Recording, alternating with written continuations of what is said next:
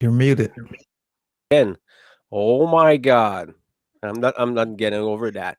You know, it's gonna be a every podcast thing now. I'm gonna Oh, good. The people are fucking looking. forget They're it. waiting for that. Like, give That's the people the what the they want. top of the show there. Um, Welcome everyone to the LIBERcast for this 45th episode. Thank you for being there.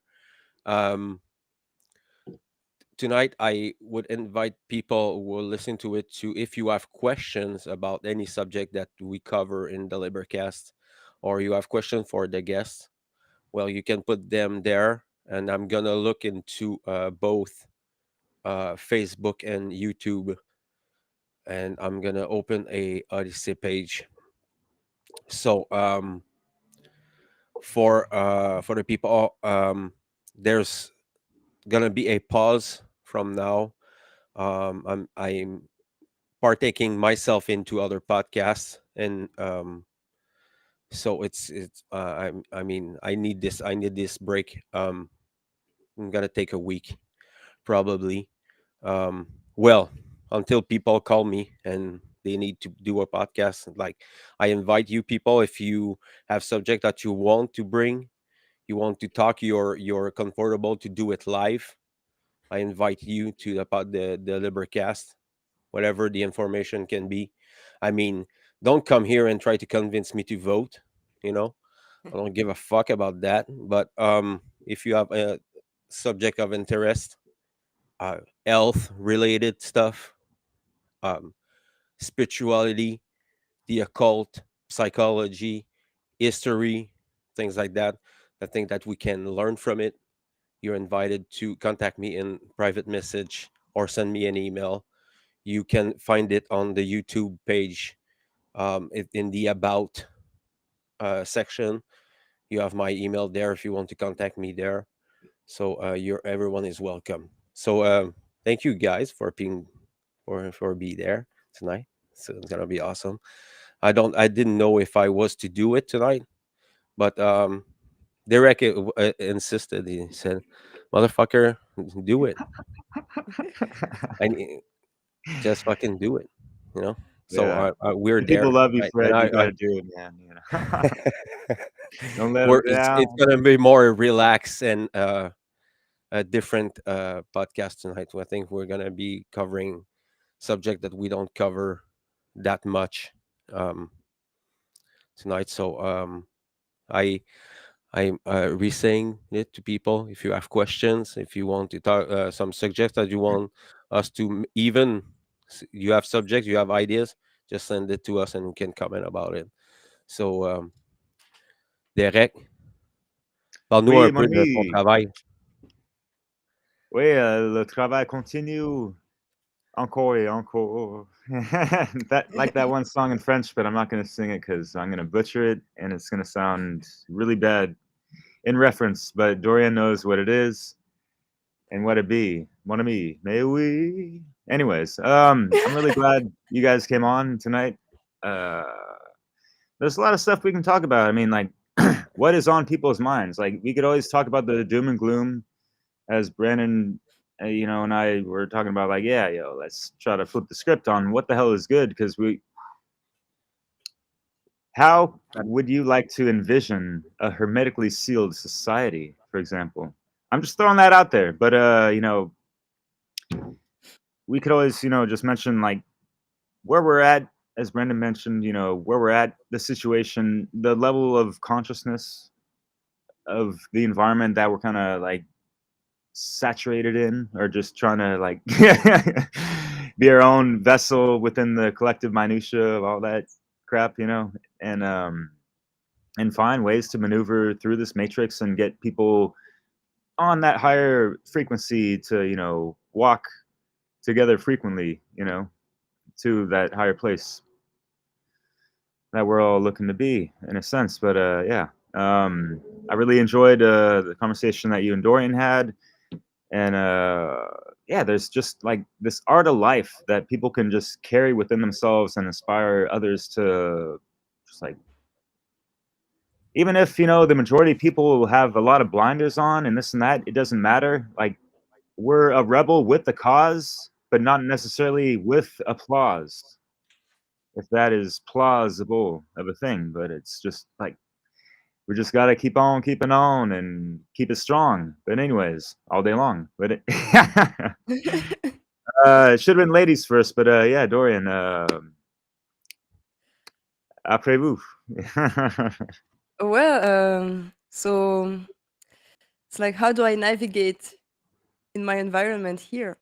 Um, it has been a lot of things that I've realized with what happened this last years, things that I had no awareness of, or knowledge, and that I gained during these years. And with experience and with situations occurring, I just learned how to navigate. So I would say the level of consciousness where I am. So I'm living in Taiwan, and um, well, it's a beautiful place, beautiful people. Unfortunately, the ones who claim to be um, masters of other beings, have done a lot of work and are doing a pretty great job, at pushing people to do what they want.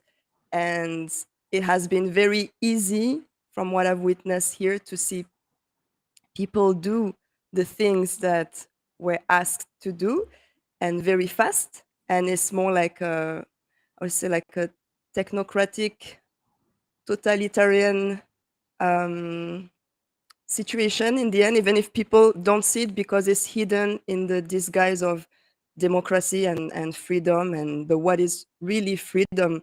Um, it's not that fake idea of freedom that keep the narrative with Taiwan vs China, and China is against freedom and we are for freedom here. And no, you have to realize, when you do the same action as the one you say is your enemy, which who is actually not your enemy. It's all like a game. But so I can see the level of consciousness. Um, of course, I know people who are aware. I'm not saying everybody's here is sleeping, but the majority is a huge number. It's not like 60-40%. It will be like 80 to 90% of the mass following. And you're generous. I would say more than that. Well, it could be right. Yeah. Yes. Totally. And from what I've witnessed, actually, before I was saying 99% and 1%, but then I have to be also um, aware that I don't know everybody here. That there might be some people Mhm. here that, of course, there are people here that I don't know, and who think that this is nonsense and this is wrong. But for me, it was the to see how fast things can be implemented. And actually here it's pretty advanced in terms of um, all this technocratic thing. So sometimes I share with people what I see here, not to look for advice, because I've learned how to navigate here for 11 years already, but it's more to tell you what's coming to your place if you don't do anything. Because I can see here how it goes very fast. And okay, do this, yeah, tomorrow everybody, or the same day, everybody does it. And they would do even more.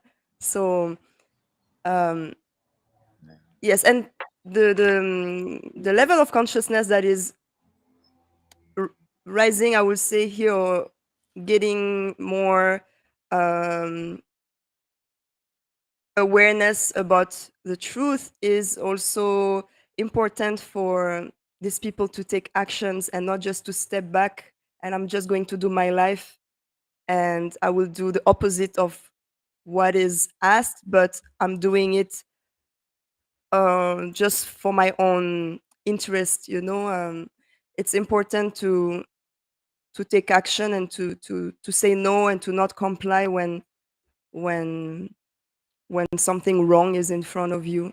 So for me, it has been a lot of lessons also, and how to navigate and to not comply in this, because you are a minority. Like, of course, even if I was in France, I would be a minority, but here it's like guerrilla war. You have to use guerrilla warfare. You cannot just come out and be like, no. Maybe I will do that in France, but I can't do the same thing here. I have to adjust, Yeah, anyway, so if that answer your question, yeah. Hey, Brendan. What's up? Yo. Oh man, so the consciousness here is extremely low. Whoa, where you at, And man? I'm in Jonesboro, Georgia, which is about 20 minutes south of Atlanta, Georgia. So yeah, I've been in the deep south for 36 years, but from the experiences that like that I've seen, I call it the two forms of ignorance because I kind of live in the middle of like the low income area and then like Peachtree City and Fayette County, which is like middle class. So I call one form of ignorance is the low income ignorance to where they don't have the money, like the parents aren't there, kids are pretty much just raising themselves. Those kids want things, so they may go out and do wrong forms of bad behavior because they never really had that form of guidance. They never really had that parental figure to teach them the right way. Then you have like the middle class form of ignorance. These parents may be blessed in the like in the financial aspect. They may have more money, but what they do is they don't spend the quality time with their kids. So they just kind of buy materialistic things, put them in front of have the PS4, get them whatever form of technology, and they end up letting the technology raise their kids. So pretty much they get a spoiled mentality. I see this pretty much time and time hell again in the reality that I am in because it's just low level hell of conscience because there's no guidance, there's no parenting. And from what I've seen, we as adults have lowered our standards so low. We as adults think that is somehow okay teaching kids the wrong thing. And mind you, like my experience, I've been umpiring for 16 years, so I have a lot of evidence to back this up. As far as when I go on the umpire field, my main thing is to create an environment for these kids so they can learn and grow. Because the way that I look at sports is a little different. It's not just about competing to win a trophy, which nowadays it's not even about winning a trophy. It's all about bragging rights on Facebook for the parents. But it's about creating an environment so these kids can learn, so they can grow, learn how to work as a team. But what I see is parents and coaches, they go out there and they'll try to find any form of advantage to win this game. They're not teaching them the correct way of doing things. They're not teaching them the rules. And when they see them doing something wrong, they just let it go by. So when I'm on the field, I'm like, look, that's not how we're going to do these things. We're going to do things the correct way, by the way the rule book is supposed to be. And you try to teach the kids the right way. And who is it that's doing the bitch and complaining? It's the parents. Oh, you're taking away from the kids. Oh, just let them play. No, that's the fucking problem. We have been too lenient. It's like, yes, is it kind of taken away from the fun? Yes, it is. I'm not gonna lie, but it's all about teaching them the correct way of doing things. Sometimes the correct and right way of doing things is not the fun way of doing things, and that's what I see in people is they are just letting things go. They've lowered their standards so damn low. They think that being average is okay. And really, all these parents really want is for their kid to win a tournament so they can take a picture and post on Facebook for bragging rights. Because I have been into a lot of big tournaments where they're paying $1,500 to play and you don't even get a trophy. It's just bragging rights. It's just so the parents can go and brag like, hey, look, how my kid placed first, second, and third. And then like now it's gotten so bad to where we just reward bad behavior and reward like sorry teams. Cause how now, we have to please everyone and make everybody happy. So they'll host a tournament and, you'll play in a bracket. So let's say your team just shitty and garbage because, you have bad coaching and parents don't give a shit. So they'll like based on your record to like a gold, silver, and a bronze bracket. And I call it a gold bracket a shitty bracket and an even shittier bracket. Because I mean, hell, let's be honest. If you're bad, I mean, hell, you're bad. Like, let's be honest with you.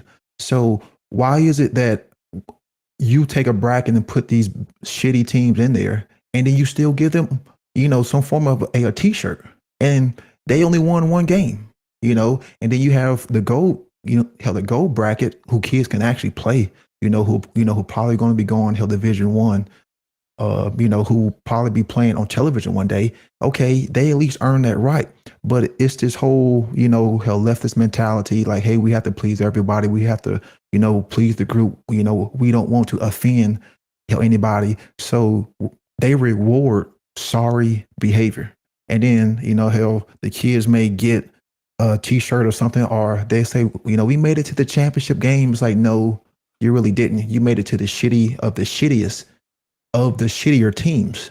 Like, that's not the real championship game, because the real championship game is when you have the two best teams who won. You're not in the championship game if both teams went 0-4, So that's really what I see is we as freaking adults have literally failed, man. Like, our conscience is just so low. People don't care. And the one thing that ticks me off is when I'm walking to the field and there's this ignorant, useful idiot. He's like, hey, Blue, we want all the calls in our favor. And I'm like, oh, really? How would you like if I did that to the other team? You wouldn't like that.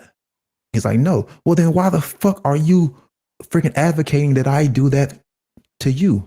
Like, that's cognitive dissonance. That's that internal schism that I'm always talking about. You just said, like, hey, Blue, we want all the calls in our favor. But when I call you on your bullshit in front of everyone, because I have enveloped the trickster archetype like in me, I think that's something that we need to have, is you can call people out on their bullshit if you do it in the right way. And I don't find anything wrong with that.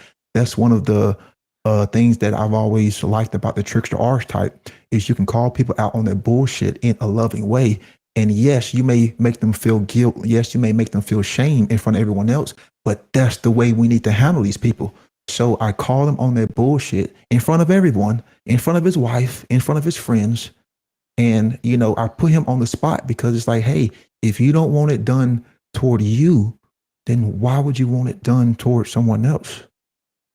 Like, that's what the principle of the golden rule is, but people don't quite understand these things because they can't put two and two together.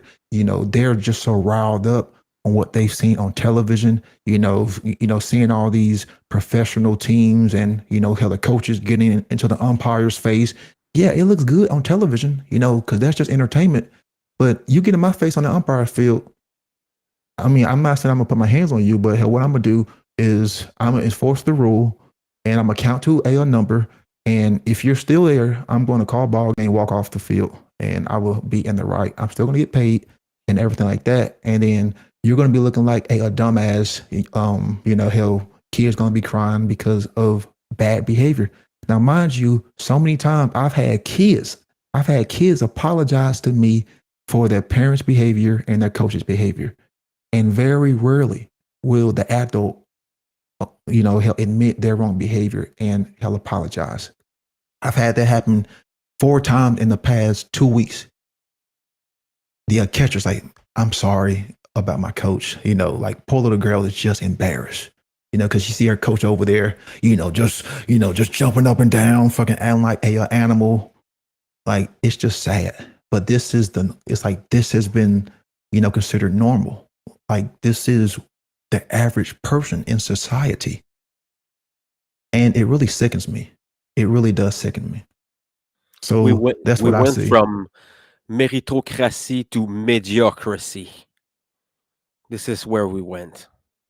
We went from losers and winners now it's you're the first loser, you're the second winner.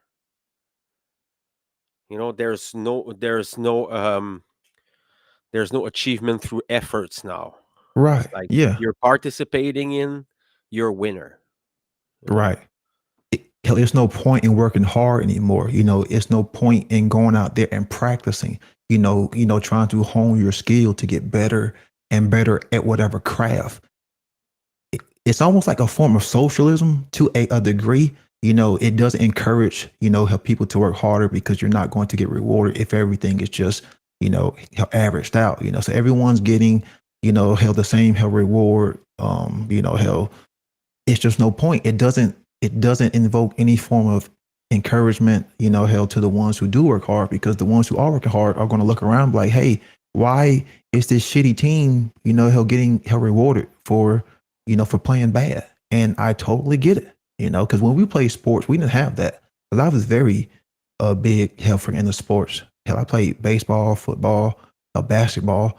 So hell, if you didn't win a tournament, hell, you didn't get shit. I mean, you may have gotten a pat on the back, hell, from your parents, but you also knew that if you didn't win, then you would go back and try to practice harder and get better at it. So the next time you could possibly win. But nowadays, nope. They all getting the same trophy. It's almost like, how we hear about the whole merging everybody into, how this big cesspool, how just merging everything into just one. Like that's pretty much what it is. There's no reward. There's no form of working hard.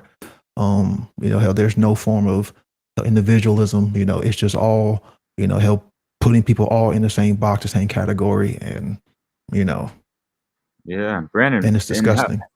have you noticed how that translates to this the sensation of the instant gratification, and the misconception of equal rights is not the it ain't the same as equal worth. For example, you're talking about actually like building up and gaining skill and actually like accomplishing Right. things, and doing Yep. healthy competition. These are just like sports and this and that. Yeah, we could call it bread and circus to a point, but it does build camaraderie, teamship, leadership to a good degree for people to actually learn and cultivate within themselves, especially at those early ages. And in America, we were exposed to a lot of like all the sports, but obviously they were kind of popularized as far as what was popular on TV, and that goes into marketing and all that shit. Of course, follow the money, ladies and gentlemen. But as you're saying, but yeah, I was asking more of a question as far as like what you've noticed as far as like that instant gratification factor of just like, yeah, it's okay, everyone gets a pass even if he sucked or whatever. Like,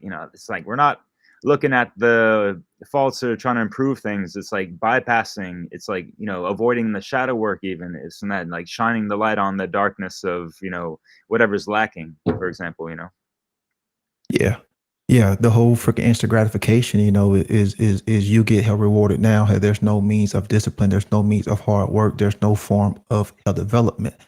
And, this has come about, hell, with the advancement of technology hell, as well, hell, hell, we have these devices freaking at our hands, and we can get things, hell, so much quicker, hell, we can order things and have it hell shipped hell the next day and have it right at our doorstep. But yeah, the whole instant gratification, there's something that I'm seeing help more and more, because people lack discipline nowadays. And discipline is something that that I've tried to develop within myself, because there's one thing that I've learned as far as being a umpire is people think umpire is mostly physical. Derek, I think hell, you would notice because you umpired sports before. Yeah. It's like 95% mental.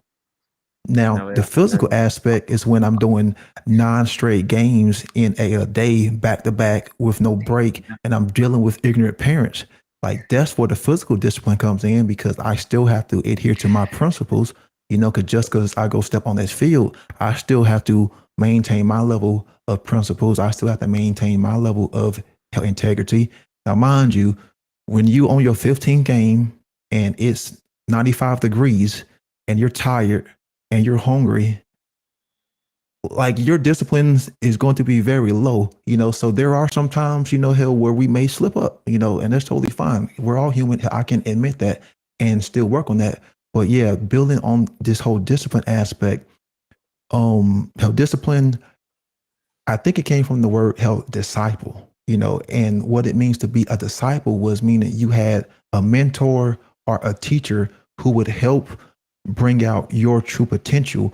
And as time progressed, you learning to build on whatever means you was building on of whatever skill, whatever task, or whatever craft, and it kind of gets back into like the whole kung fu movies, because I was always a kung fu buff. You had this you had this individual who would go to some training or some school, and then he had this teacher, and the teacher was very hard on him. I mean, like extremely hard on him. But the teacher was trying to get him to build discipline and build those internal principles, build those forms of integrity, so he could know how to use that knowledge for good. Because I always considered like the kung fu knowledge as almost like occult knowledge, and how that knowledge could be used for good and how that knowledge could be used for evil. So in these trials and tribulations that the disciple would go through would almost be like the disciples going through these mystery schools to help build that discipline, to help balance their ego, for them to help do that shadow work and go within themselves so they can truly know who they really are and build those inner strengths and have that inner fortitude, so when it came time to use those skills, they would know how what to do and make things so much easier. But in having that great teacher, it was like having that experience, because if you are young, you don't have that experience. So you can learn from others, you can learn from that teacher through those trials and tribulations. And sometimes those trials and tribulations were extreme, but sometimes it is in that means of stress, how that we can push ourselves further and further and build that form of discipline. I mean, here in Quebec, I mean, I mentioned it a lot. Um, Not to talk down on French Canadian, but we're still into a very infantilized, tribalistic, ignorant mindset here. The people, and we have this. I wanted to bring that because this sentence there, don't talk about politics. Don't talk about religions. You know, the people are scared to have this conversation, and I'm not the kind of guy who I mean, when I'm going to see family, and so I'm very silent, because when I'm talking, I'm not wasting my time. I like to make jokes, you know, but I'm more of a vitriolic character. I like putting people in imbalance, and getting them out of their comfort zones. And I'm the same way. it Yep. doesn't bring you a lot of friends. Um, but I mean, small talk for me, I fucking hate it. I hate small talks. You know, Yeah. I mean, I have not enough time in my life to do what I want. Not enough of 24 hours. You know, and for an example, yeah, I'm gonna put the from my good friend there. Quebec is down the fucking drain. Oh yes, it is. And in the end, is it Uh, really friendship when you have people like this who, you you don't have cannot even friendship. say the truth? Yeah. You So know, you have an illusion of the having the friends, the but the comment that I just put there is one of my only true friend. He's a brother, you know, but he's I have like a handful, like maybe 2 or 3 person, you know. I mean, and Yeah. it's very worrying, you know. And having I know the people who all these beautiful people that are commenting now are all my friends, you know, but it's not what I'm talking about. I mean, real close to you, the people that you can count on. They're gonna be there when you need them. These are very hard to find, yeah. and I have a few.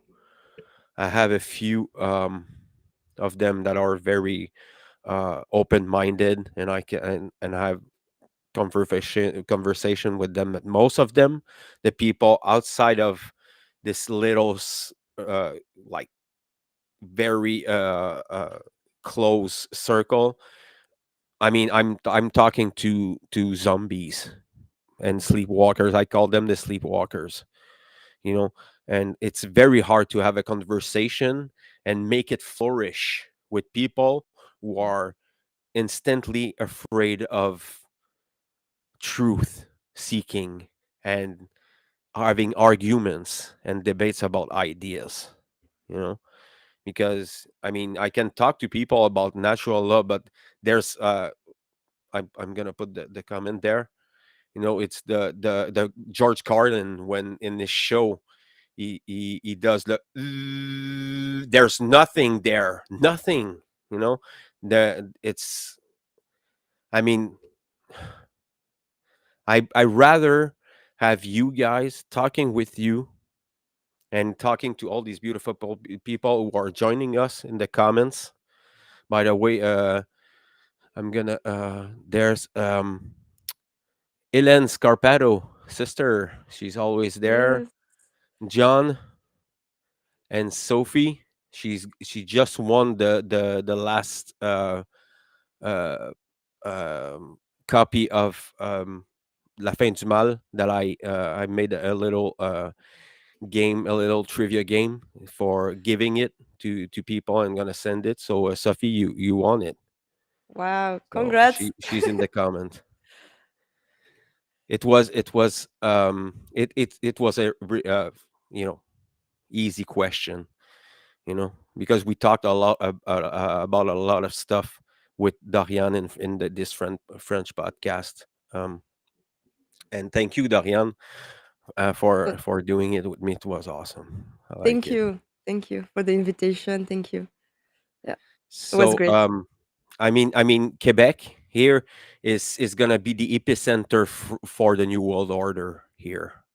I'm not sure it's gonna go all the way, but it seems to going there. You know, I don't know about you, Darian, if it's really bad with face recognition and Vax Pass and things like that, but here it's Well, coming. so here the thing is that, for example, there was no like lockdown. Only 2 months last year, things started to close, and like people started to work at home. There was like restaurants closed, but there was no official lockdown. So people stayed at home by themselves. They did the lockdown by themselves, but I was out every day. I was going to the farm. I live in the city, but with my husband, we rent a plot in a farm, and what we're going to leave the garden die like this? Why? You know. Anyway, it's summer. It's even if there were some like strict restrictions, it wouldn't make sense. We all know that, and so you didn't have anything pushed too hard like Australia or even like Europe or US or Canada. But what is implemented is accepted very easily.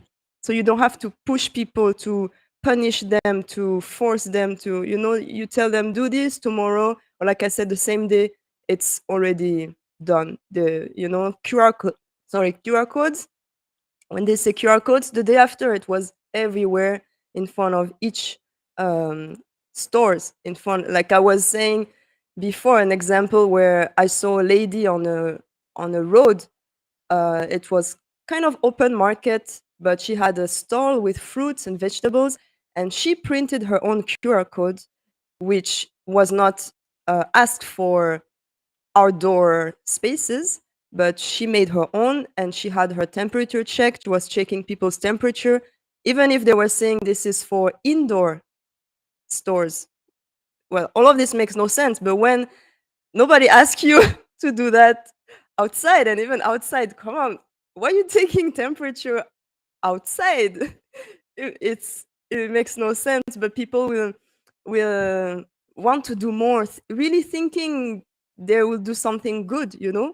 But this is where we go back to us as adults, taking our responsibilities and checking ourselves, and not just taking actions because somebody told us. But that's the thing also here, is that people will not question.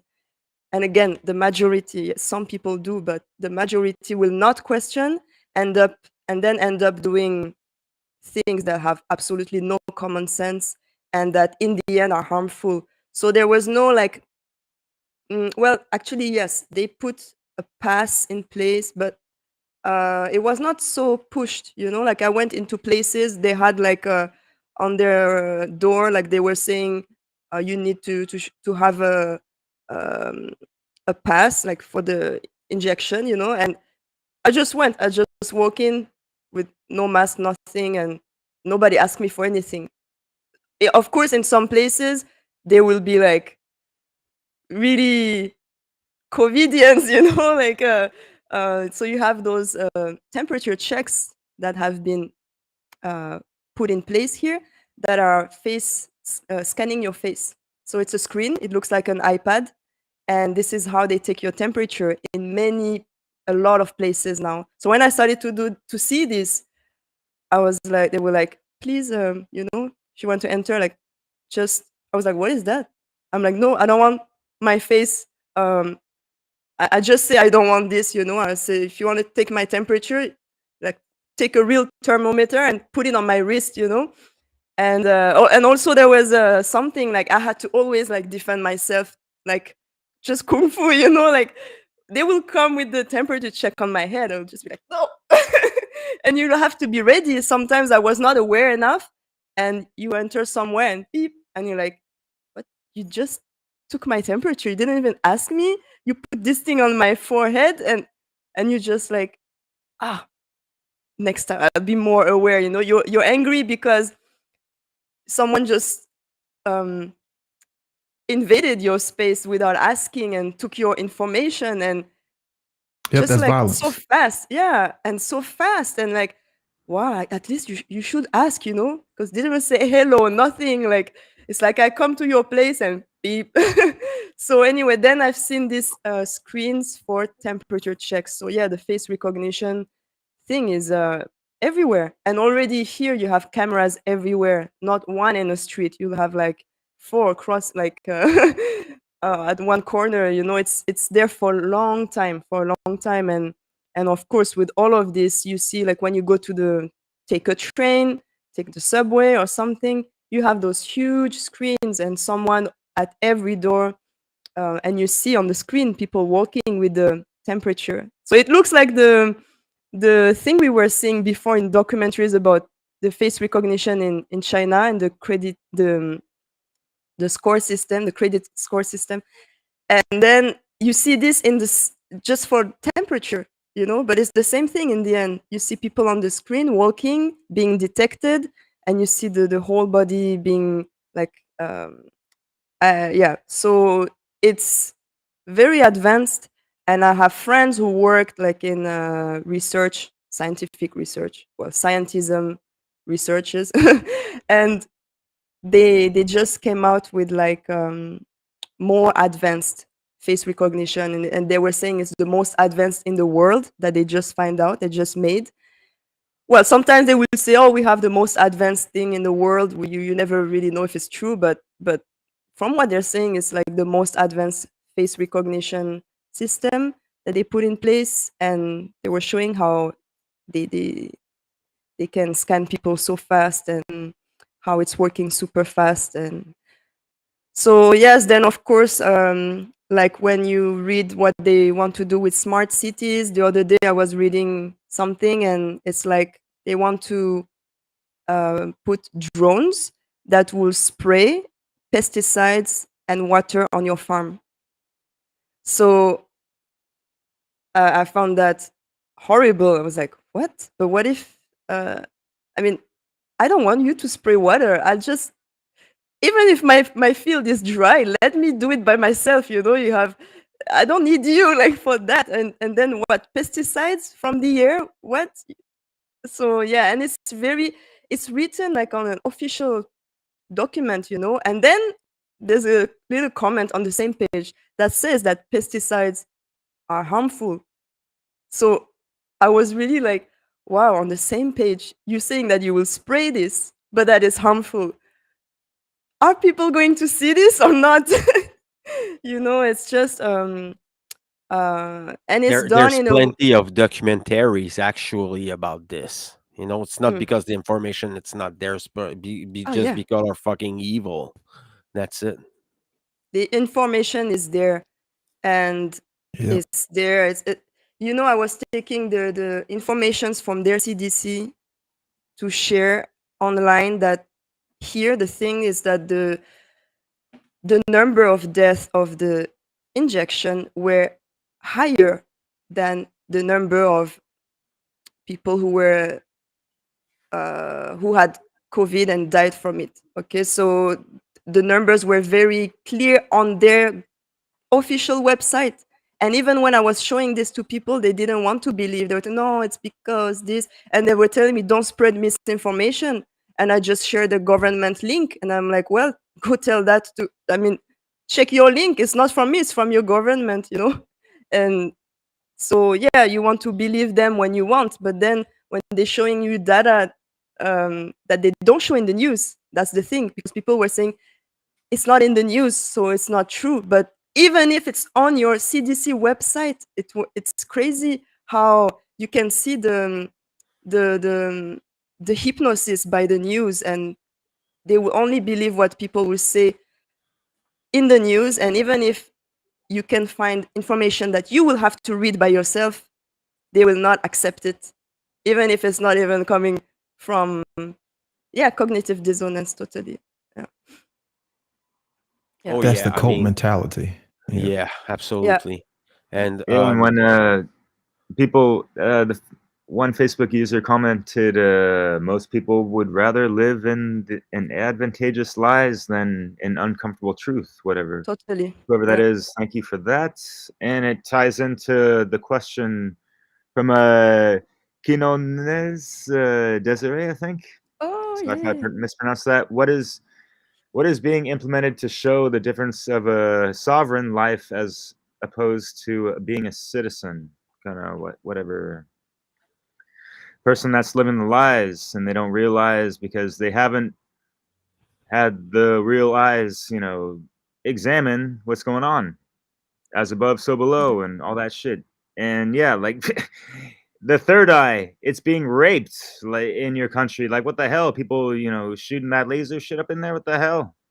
Like you gotta wear like a baseball hat or some kind of beanie with like some kind of not You like have to, some bullshit protect chemical or yourself. something, Like, but yeah, I'll tell you, man.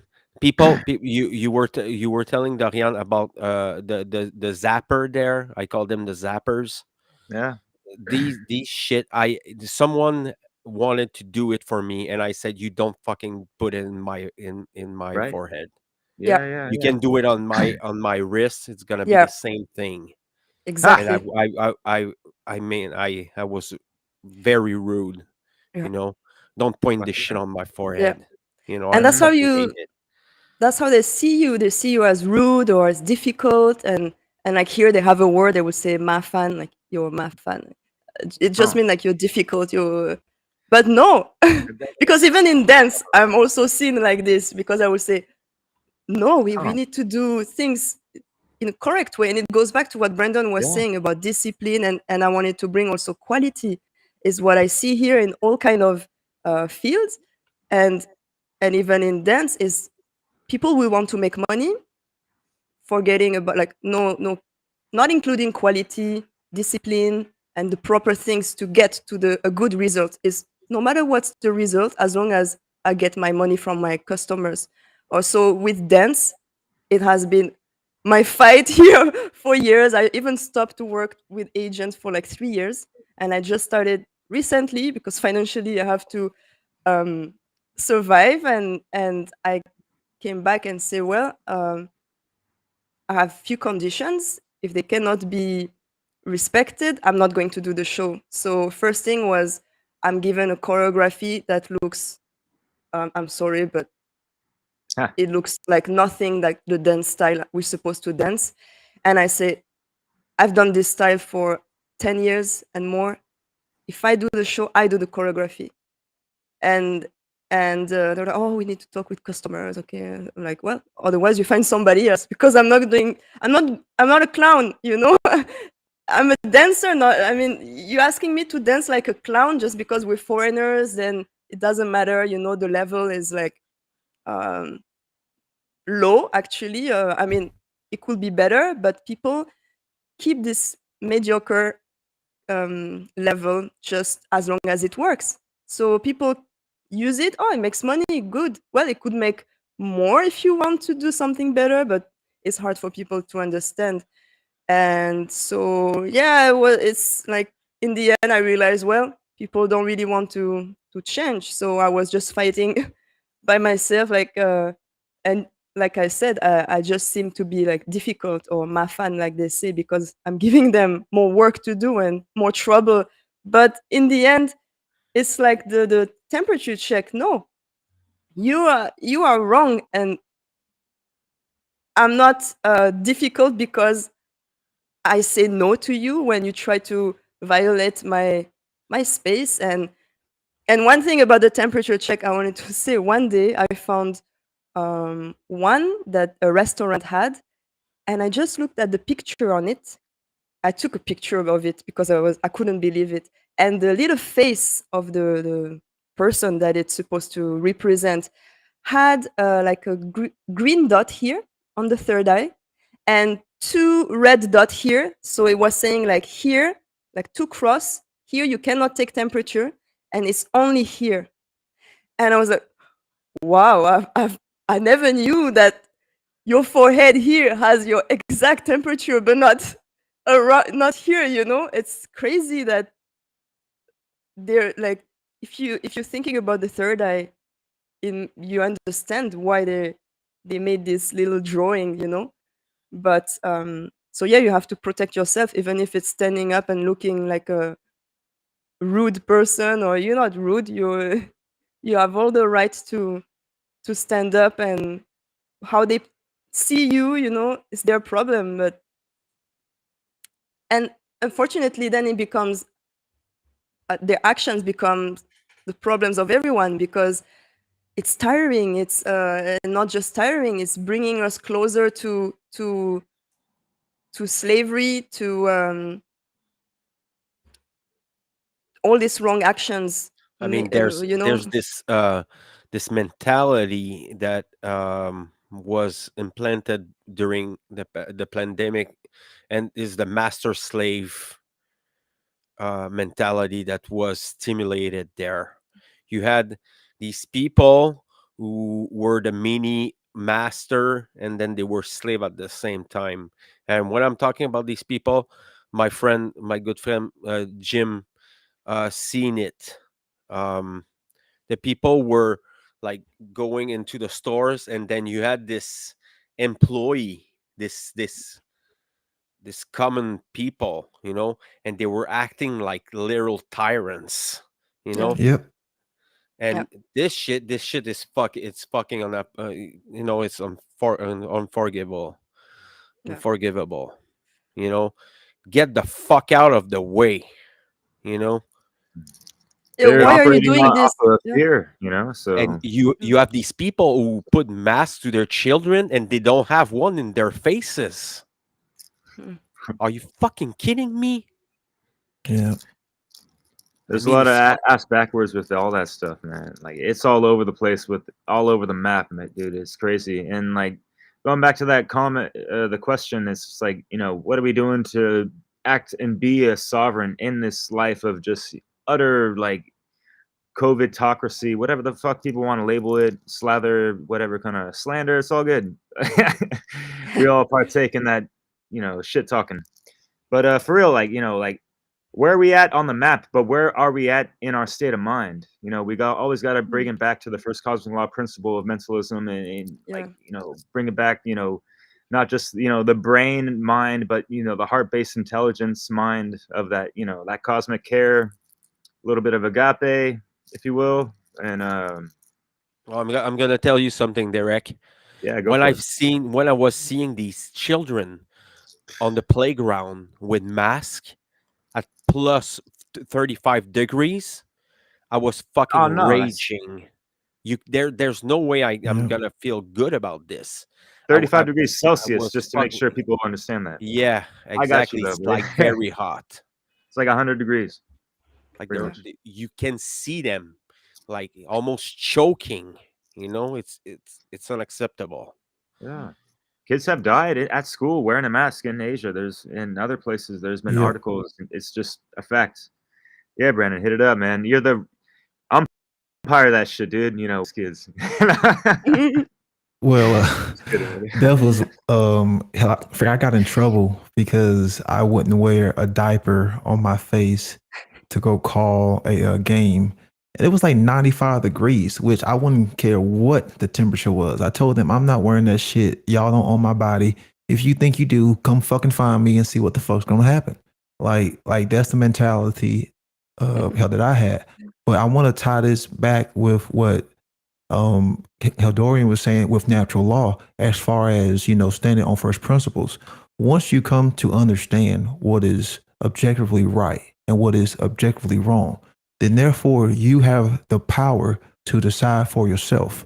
And I've always said, when you are coming to discover how natural law, it should send you within your own being, because how natural law is based off of principles. How we know the hermetic principles, and some people have even gone deeper, and figured out even more principles. But these principles are also based within ourselves, and just like what Derek was saying, is the whole first principle of the mind is, once you start to know what right is and you are in the right, then that's when you can make up your mind to decide what is the best action for you to take. So we talk about, how being an individual, and, how we all had to go through that bullshit. But the reason why these people don't see through this stuff, and the reason why they are still in this coward mentality, the reason why these men are still castrated, these weak ass men, these inauthentic men, and yes, there are a lot of inauthentic, women, is because they haven't done that shadow work. They haven't, started that journey within them, within their own selves. They believe that they are right. They are following the group, but the group has never been right throughout history. The group can't be right because the group does not have a conscience. The group does not have free will discernment. The group does not have a neocortex capable of higher thought. And that's what people keep falling victim of is rather than seeing themselves as a individual, they take on all of these forms of identity. I'm a Christian, I'm a Democrat, I'm a Republican, I'm this, I'm whatever, he'll label that. No, you're just an individual. An individual is the only thing that is capable of making these decisions, as far as what we know with holistic intelligence. So if you do not understand how natural law, as far as what is right, then you will always fall victim to the mind control of manipulation, of doing wrong and making that justification for what is right. And that's what we saw, is so many people, friends, family members, co-workers, just random, useful idiots, kept saying, you are in the wrong because you are not wearing your diaper. You are in the wrong because you're not showing your Nazi style Gestapo papers. No, it is you, motherfucker, who is in the wrong, because I'm standing on first principle. I'm standing, in my own sovereignty. I know 100% with my whole core in my being that I am in the right, and I am willing to die for it. And that's the thing, is those motherfuckers fear death, not me. Hell, freaking not us, because we understand that there is no death. We understand that, hell, that this is just a shell of a body. Hell, we understand that, hell, that we have a soul, that we are just spirits here, having an experience in this incarnation. But yet it is them who fear the death, because they are not standing on first principle. They are in ignorance, fear, confusion. Just like when Mark Passio created those natural law expressions, you had fear, you had ignorance, and he had confusion. Those were the three states of mind that every single one of those people were in, wearing that mask. And when you are in that state of confusion, you cannot logically, you cannot properly morally discern information, because in that state of confusion, one hemisphere is going, I said, this way, and the other hemisphere is going that way. There's no integrity in that. That's not wholeness. That is division. And when you are divided within yourself, it is so much easier for the external form of tyranny or authority to control you. And that's why those motherfuckers could never see through the shit. And that's why they are going by what the television said. And hell, just like, how Dorian talked about, she showed them the papers and it had one thing and it had the complete opposite. They deliberately create contradiction in their own papers and in their own means of mind control to create this confusion. Because the useful idiot is going to, hell, even if they read that paper, it would still create confusion because subconsciously, they would recognize that they are contradicting themselves, but you can't process that consciously. So then, therefore, they stay in that subconscious, means of programming. And that's the reason why most motherfuckers can't see it, because they have not started that journey within themselves. They're not trying to heal their trauma. They're not trying to, harmonize the inner masculine and the inner, feminine. And we see this in society because they have taken these physical forms of gender and they completely, just turn them upside down to where, we got dudes who are just castrating themselves. We got females who are chopping off their breasts, like, just completely destroying their own body. It's, and pretty much what we are saying is that we are the creator. The creator is wrong. And we are the ones who can, hell, can make law. That's pretty much what we are saying, hell, with this whole, you can be whatever you want to be. There is no definition. There is no clarity. There is no objective meaning. There is no objective truth. And that's what we see. You can be anything that you want to be. Hell, you can be freaking anything that you want to. Hell, it's like when you go to jail, like freaking hell in jail. If you've ever been hell in jail, you can be anything you want to be, because no one fucking knows you. And hell, you can just lie. But in today's society, a 4-year-old can change their sex. It's like, come on, man. What the fuck is this mentality? It's this mentality. It's confusion. It's all fucking confusion, because in that state of confusion, you stay in fear, you stay ignorance, and then that will always lead to the external manifestation of entropy, of slavery. And sadly, I don't think people quite grasp the situation, but like we are showing signs of a species that is heading toward extinction. If people haven't figured that out, we are going to destroy ourselves based on the natural law. And it's like the great Manly P. Hall said. He said, "You can never break the law, but the law will always break you if you stay ignorant to it." And that's what we see happening. Yeah, if there's people there who know a little bit the Bible. There's a part about this on the Bible. It's Sodom and Gomorrah. Is the confusion and the inversion of everything's good into society. So if you people don't know about this, I suggest you to go there. It's fucking fascinating. This, and we have a question from Inter Taipei FC, and we're It's my gonna. husband. Oh, do you all find that there's an untouchable feeling that occurs once you stand on first principles and take correct actions? Somebody. I like that. Yeah, I can kind of talk about that.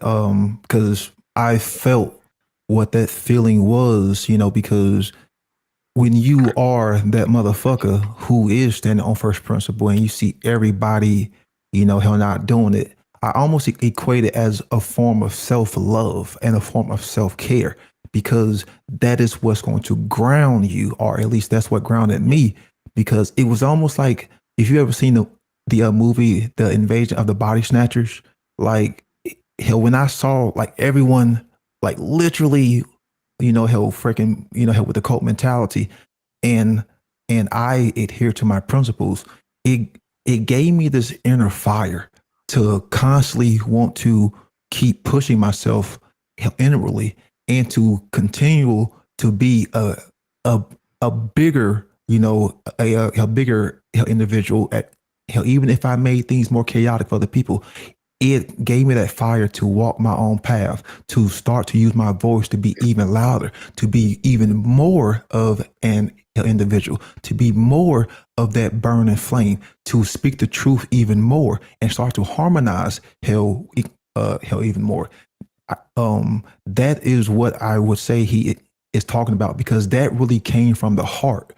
And that started to really unlock that heart base, hell for intelligence that we always talking about. Because not only do you care for yourself and you love yourself, but you see everyone else doing this stuff, and it's so easy, for you to just shy away. But it's like, no, I'm going to use my voice to keep trying to reach these people, even though they are ignorant.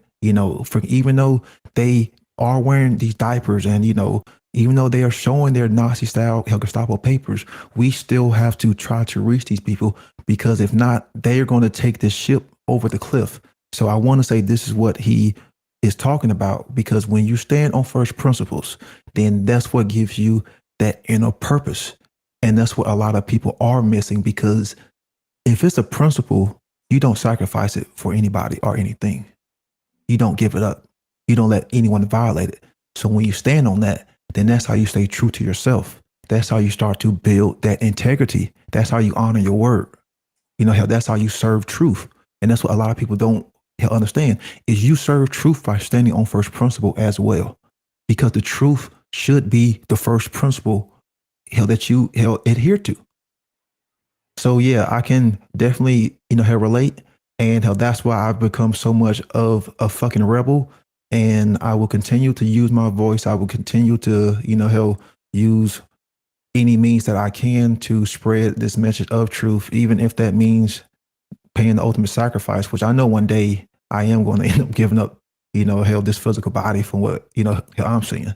Because it's just a matter of time before, we all will become the outlaws, and then they're going to give that command, and then the horde, the collective, the group, the cult mentality, the Smeagol's, trying to get Sauron's ring, are going to come for us, sadly, because that's what history has shown us, Yeah, And and that's the elements, I yo. mean, And I love how you broke it down, and we spoke about these things, and yeah, shit gets hard and everything, but once you stand full centered within those pillars of enlightenment, like you mentioned, the masculine, and you got your boundaries set. You're not causing harm to the least your to the most of your abilities, and ain't taking no shit at the same time. And yeah, it's like, with all that said, it's like standing center within the fulcrum of that, the eye of the hurricane, if you will, like understanding what the hell is going on and this and that, but able to understand, the as within, as without, and those whole laws of correspondence, those principles, right? All hermetically sealed and all that good stuff. That what we are just aligned to, that are just eternal, like our spirits and all that good stuff. We can just, be able to live life as light as a feather, Mm. despite the arduous endeavor and the tumultuous weather, stay centered in the eye of the hurricane. That's that magician, the circle of the magician, spiritual protection and all that good stuff. And, I always want to rhyme off of some dumbass shit. But anyways, like, so I love what y'all saying. Man, Brandon, you broke it down so beautifully, man. I really appreciate that. Dorian, I feel like you got something to say. Fred also, so I'll just let y'all, speak I was your just hearts well, from the soul, yo. Brandon mentioned the heart also. That's the thing. Also, you really connect straight to the heart, and with the I was just going to say, to really understand the pillars, the principles of the non-aggression and self-defense.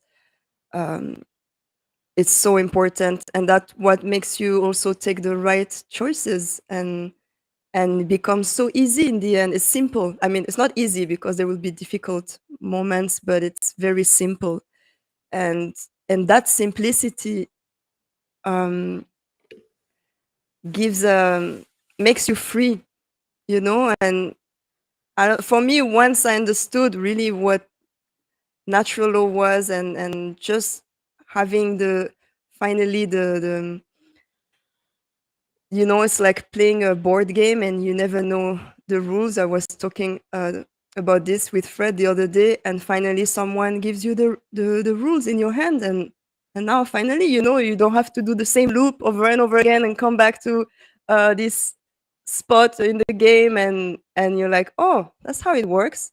Well, that's pretty simple. I mean, it would take efforts because everything is an inversion, and everything, like, there's so many obstacles from the mind control, from all the people who are enforcing this, like you were talking about employees acting like slaves, masters, and all of this will make it difficult, but actually it's simple. And if everybody was on the same page, understanding the non-aggression principle to cause no harm to other sentient beings, and then to defend yourself when somebody attack you, um, it's pretty simple, and it will make life on this planet much um, enjoyable, I would say, because when you have to always stand up, I mean,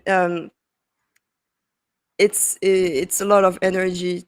I prefer to stand up than not standing up, but it's a lot of energy when there are all these things put in Yeah, place totally. to always come in your face. You have to actually always defend yourself. You have to apply the self-defense principle so much. It's like imbalance in the end, like the non-aggression is so little, and then you have to use the self-defense like this. It's taking you can just bring everything to balance, and this is starting from each one of us. To, like Brandon was saying, like you were all talking about doing the shadow work, going back to our own traumas, distortions, doing the self work that is needed, because it won't start from just watching other people doing the work and standing up. And it's not by watching us say no or standing up, so that standing up that will change. Is by doing it ourselves. And yes, self respect. Yeah, to look at Yeah. ourselves. Yeah. And Yeah, and I I just want wanted to to add add real quick. something because there's Sorry, go. there's some no problem there, right?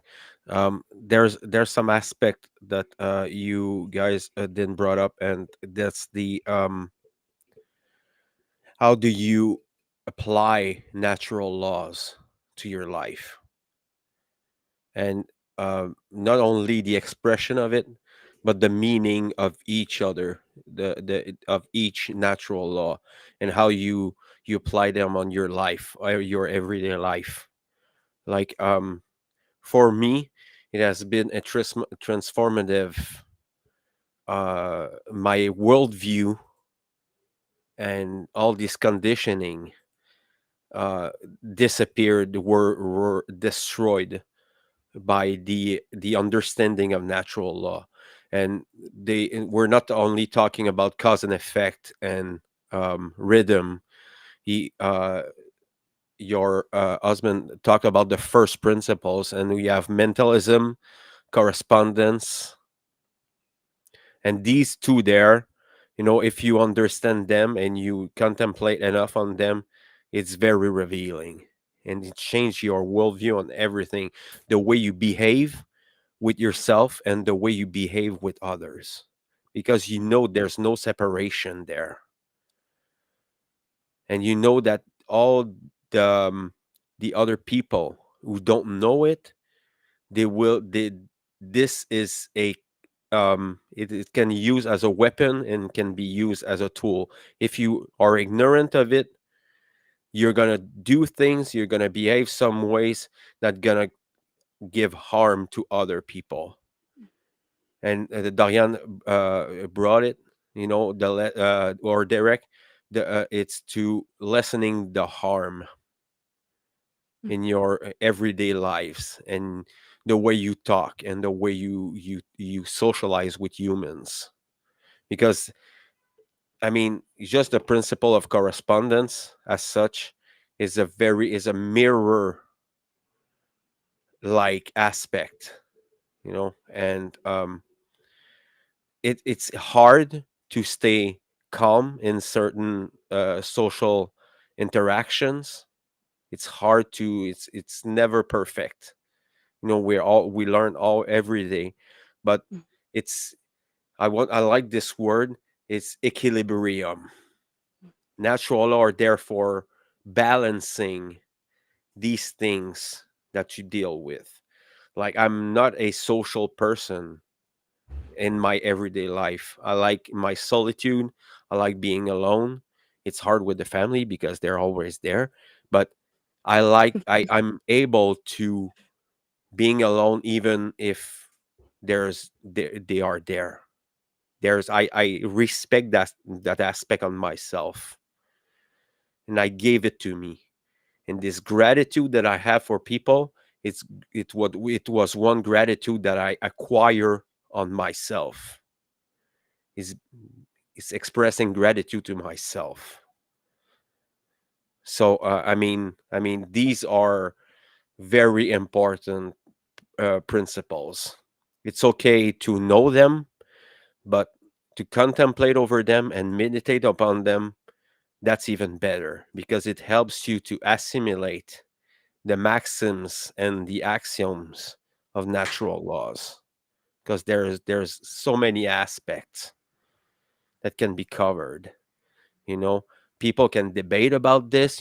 Atheists would debate about this part, the mentalism part, and I understand why. Okay, because when you come from this left side imbalance, if I can be wrong on that, I can like look the other way, but more the rational, linear thinking. Well, in fact, it's not difficult to disapprove them, you know, because Yeah, these people are cultists. right. Do I consider natural law and Hermetism as a cult? Maybe, maybe because there's Hermeticists that exist that it's like a religion. So we have to be very careful in the choice of the words that we're saying, Of course, but because almost it seems like anything can be turned into a cult. But seems like Brandon, you wanted to say something good. Ready for it, man. I Well, miss you. I've heard I've heard people say that natural law, is a religion. And then my question would be, okay, if you believe that, most religions would tell you to follow a book. Most religions would tell you, like how to live your lives. That's not what we're saying when we are talking about how natural law. Then some people would say that how natural law is a cult. Well, then my question would you would well, who is the leader? Because if you're saying that that is Mark Passio, he's always said don't follow him. Hell, he doesn't want followers. He's made that very clear. It's just hell, when I hear this stuff and I've seen it like in comments, it's just ignorance. It's just ignorance because we're not telling you to go out and follow anyone. We're not telling you to go out and follow Mark. We're not telling you to go out and follow me. Hell, I don't care who you get this information from. As long as you have this information and you are using it to enhance your quality of being, that's what it's all how about. And then some people would say, well, how natural law sounds good, but when you say it was created by a higher power, then they start to how they get all butt hurt because they are still stuck in their emotions. Well, the whole point of natural law would be that you would have to at least understand that there is a form of higher intelligence in order for it to exist to a level and degree. It's like how with the whole atheists, like I've got into discussions with atheists, they do believe in cause and effect. So I'm like, okay, well, like, could it be possible that something or like something put that into existence? And how they're like, well, it's just ingrained into the fabric of society or in the fabric of creation. And I'm like, yeah, it is ingrained into the fabric of creation, but you don't understand that there is an intelligence, there is a dynamic consciousness that exists in all things. You can observe this when how look how nature, how you can observe this when you look at how the human body, like the synchronicity, it's not just by chance. But the problem is people haven't taken in enough knowledge. People haven't taken in enough information. And honestly, I think a lot of atheists were traumatized because they got touched by a priest when they were kids because they had a bad experience with held Christianity, and then they just went to the complete polar opposite of atheism. Because when you actually just listen to what they say, it doesn't make any sense. It's like a solipsist. Like you can just show their argument so quick. It's like a moral relativist. Because a moral relativist would say, oh, well, there's no such thing as right and wrong. I get to create it. So then my question is, okay, if someone's breaking into your house, does that person have a right to break into your house? No, of course that was what you just said. So it's like you can destroy these people's arguments so quick because they just But hold on, regurgitate Brandon. what they. A statist is going to argue that, like, well, in this, state of California, if a robber is injured in your house, he has the right to sue you. So actually, you better watch it next time you think about doing anything like that. And there's all these man-made law, motherfucking bullshit, things like that. And so, like, how are we able to, like, contest that and go against, like, Black's Law, Admiral Law, and all that shit? You know what I mean? It's crazy stuff. Those are just I'm totally illusions. there with you, brother. Like, yo. Yeah. Those are just illusions that people believe in according to the first principle of mentalism. And because so many people believe into it, they've actually equated a system based off that belief. But see, people like us who understand our own true sovereignty and know that man can't create law, because a law is something that is immutable, something that is binding, something that is not changeable. You see, the problem with the whole Black's Law dictionary is they'll change it, like every few years. The same thing with man's law, they'll change it. And it creates so much restriction. It creates so much confusion because no individual is going to know all of the man-made laws. But an individual can come to understand these natural laws that we are talking about just with observing nature, just with observing themselves, and just with observing, what has happened to every civilization, that reaches apex, and why they all crumble for the same very reason. You see, the power of the mind is we can believe in bullshit, we can believe in falsities, and still create those falsities in reality. That is the gift that we was given, is our mind, being able to think, have free will, have consciousness. So that comes with good and that comes with bad. So with the whole man-made laws, because so many people have been conditioned from the time they come out of their mother's womb, even though the new science soon may say the father's womb, but from the time they came out of their mother's womb, have been conditioned to buy into these man-made, laws. So through repetition, over and over and over, their neural pathways have been constructed and have been built and have been hardened to believe in these man-made laws. So when someone comes with new information, here is their rigid way of thinking. It's like a brick wall. So you have this frequency of truth coming in and it hits that wall. I said, what happens every time? It creates friction because two frequencies cannot harmonize if they are not on the same frequency, because you're talking about two different energies. We know this. Hell, this has been proven. You have to have the same frequency on the same wavelength in order for it to harmonize. So you have their ignorant, rigid belief that has been conditioned to buy into man-made laws. Then you have the knowledge of natural law coming in. It will always create frequency. That's why trying to reach these people is hard, because their neural pathways have become so hardened like diamond. And in order for them to start to deconstruct those pathways, it's going to almost be like a physical form of death, because you have to start to break down your rigid ways of thinking that creates stress, that creates fear, that creates anxiety. We all know what it's like because, we've all gone through that process. And that's the thing is people fear that process because it's like breaking down your worldview. It's almost like you being with your spouse for 20, 30 years and then realizing that after 20, 30 years, the spouse has been cheating on you the whole time. That's what I would equate it to. So you have to pretty much break down all of those thoughts, all of that time, that you spend with your spouse. And most people don't want to go through with that. Most people would rather stay, with that cheating spouse because it's the easy thing to do. It's what makes them comfortable. They want to take that easy route. So that's why, these people can't see it, because their neural structures, their brain patterns have literally become like calcified and have become, like diamond. And hell, there's a saying, you can't teach an old dog new tricks. Bullshit. You actually can, because hell, the brain and the mind is very, or they call it like hell, elastic. Hell, it can be hell messed around with, but it will always stretch back. It will always bounce back. So it doesn't matter how old you are. Yes, it may be hard, but you can still learn. These things. It takes the right amount of will. It takes the right amount of willpower.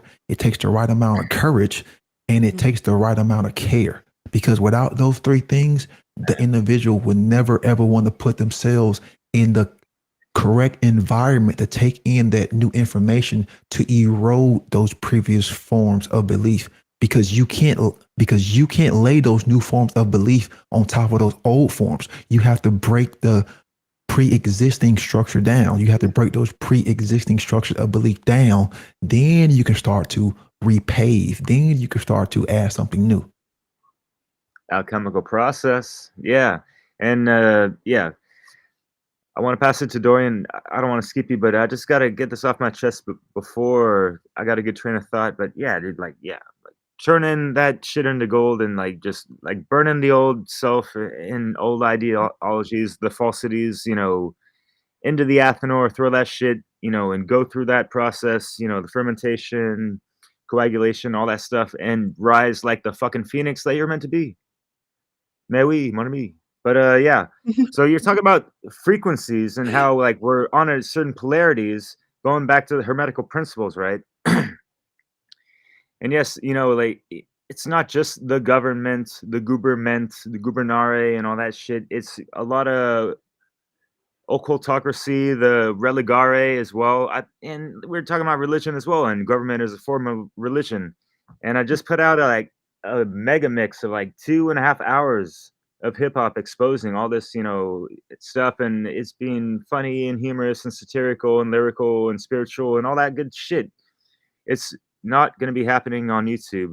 I'm actually downloading like a fourth of it right now, but it's on BitChute. It's kind of cool.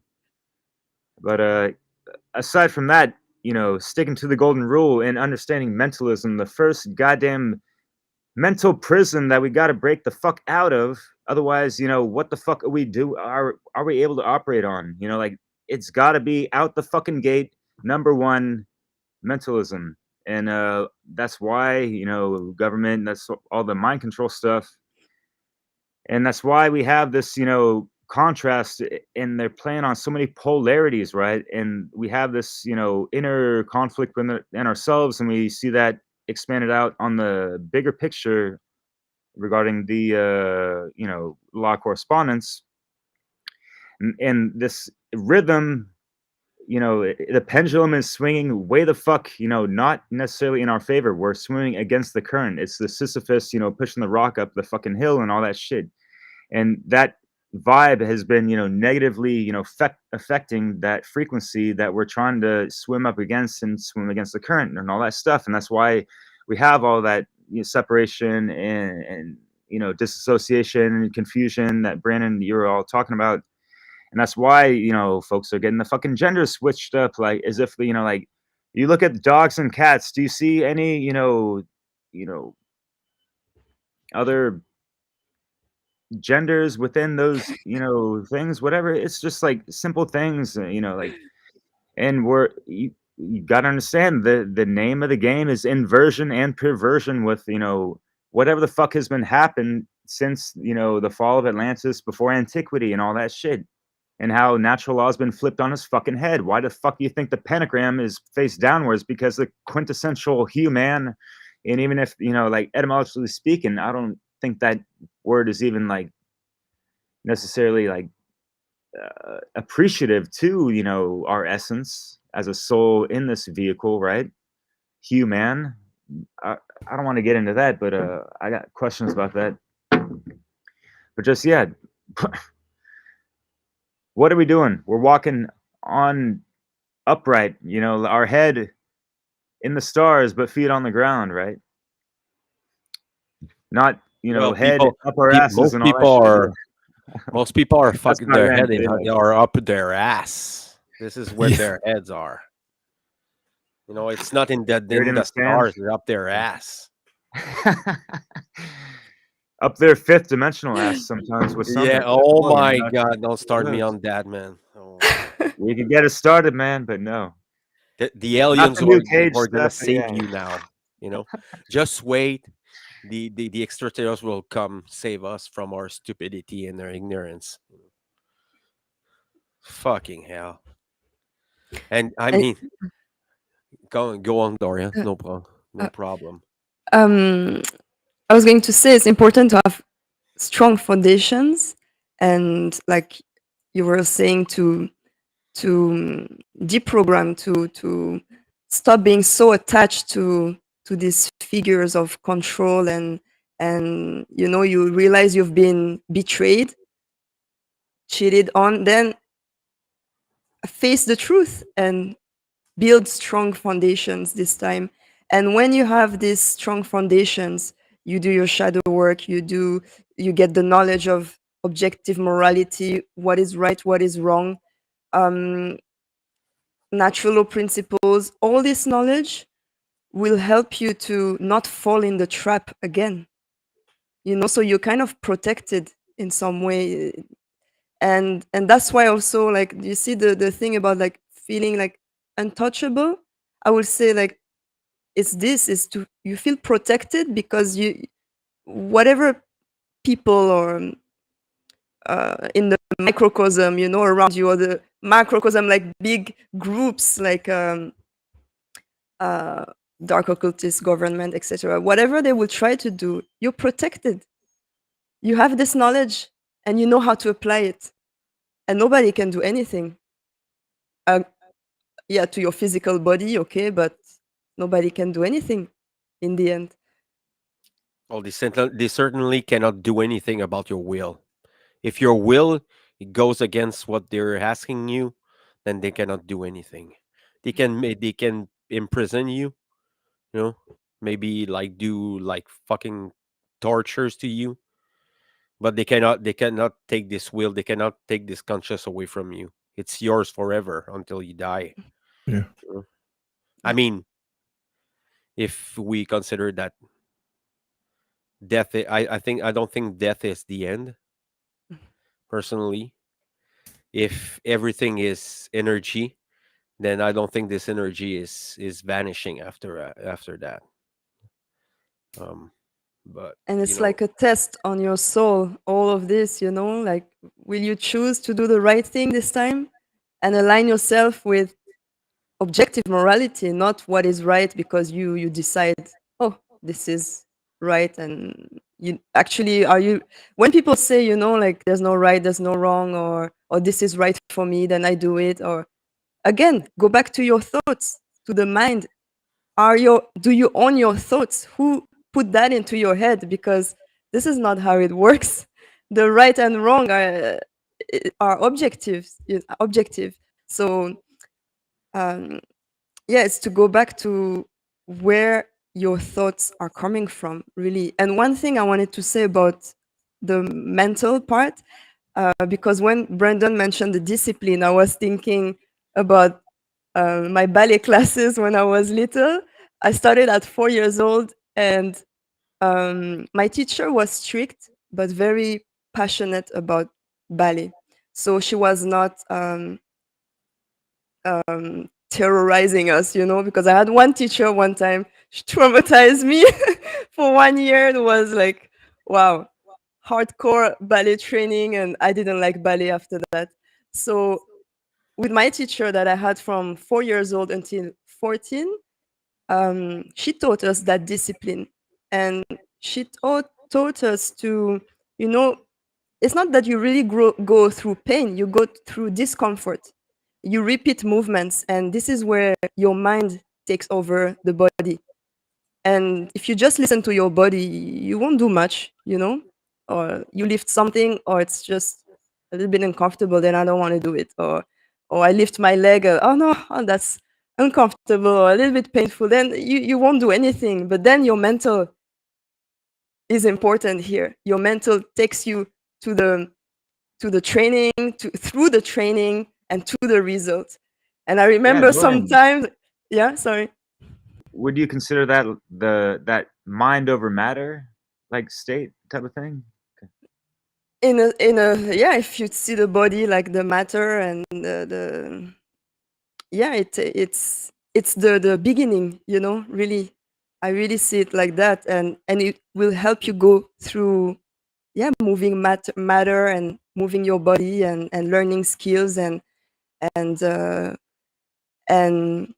I remember sometimes where I was like, okay, maybe when you become like pre-teenager, or you have a little bit of laziness sometimes, or you realize, oh, if she turns her back, I can just, you know like cheat a little bit and put my leg lower, and then you realize, I'm not going anywhere doing this, I'm not progressing, there's no result, so you run by yourself, and it's like also cause and effect, what you're doing, what you're putting in this world, and then, oh, there's a bad result when I'm doing this low level action, so then, yeah, yeah, I mean, from ballet, I think, it can really teach you discipline Yeah, and totally. That's crazy. 4 yeah. years old, you started? Like, wow, that I mean, I'm Yeah. glad it wasn't so harsh or Oh, I really yeah, hope it yeah. wasn't traumatizing because I know, like, I've heard stories and stuff, like, Mario West told me things like that, like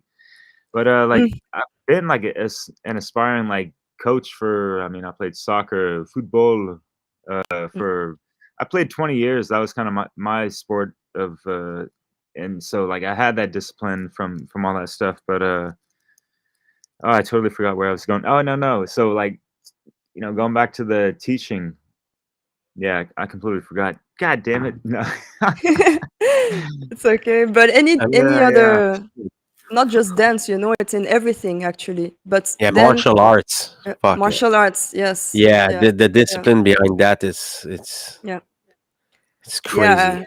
I started in high school, and ballet helped me to get through the martial art training, not easily, because it was not easy, but for me, I was already used to putting efforts, like, I knew my mind will get me to to to use my body and to stay in that posture for a long time, and that's where I realized people around me who would, um, get out of the posture because of pain, and I realized, oh yeah, actually not everybody had a training with discipline, and where you control your mind to keep a posture that is, uh, painful, I will say, or not comfortable, your legs are shaking, and definitely because of my dance classes, ballet classes, I could just take the pain in the martial art training, and not just the pain, really the mental focus, the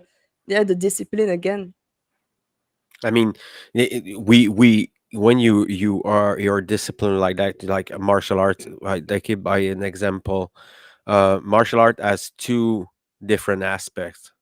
It's the awareness of your body and the awareness of your mind, and then the conditioning of it, and how empowering it is to know that your body can be a tool, can be a weapon to defend yourself. You Mm, learn how to discipline yourself. You know to how to discern.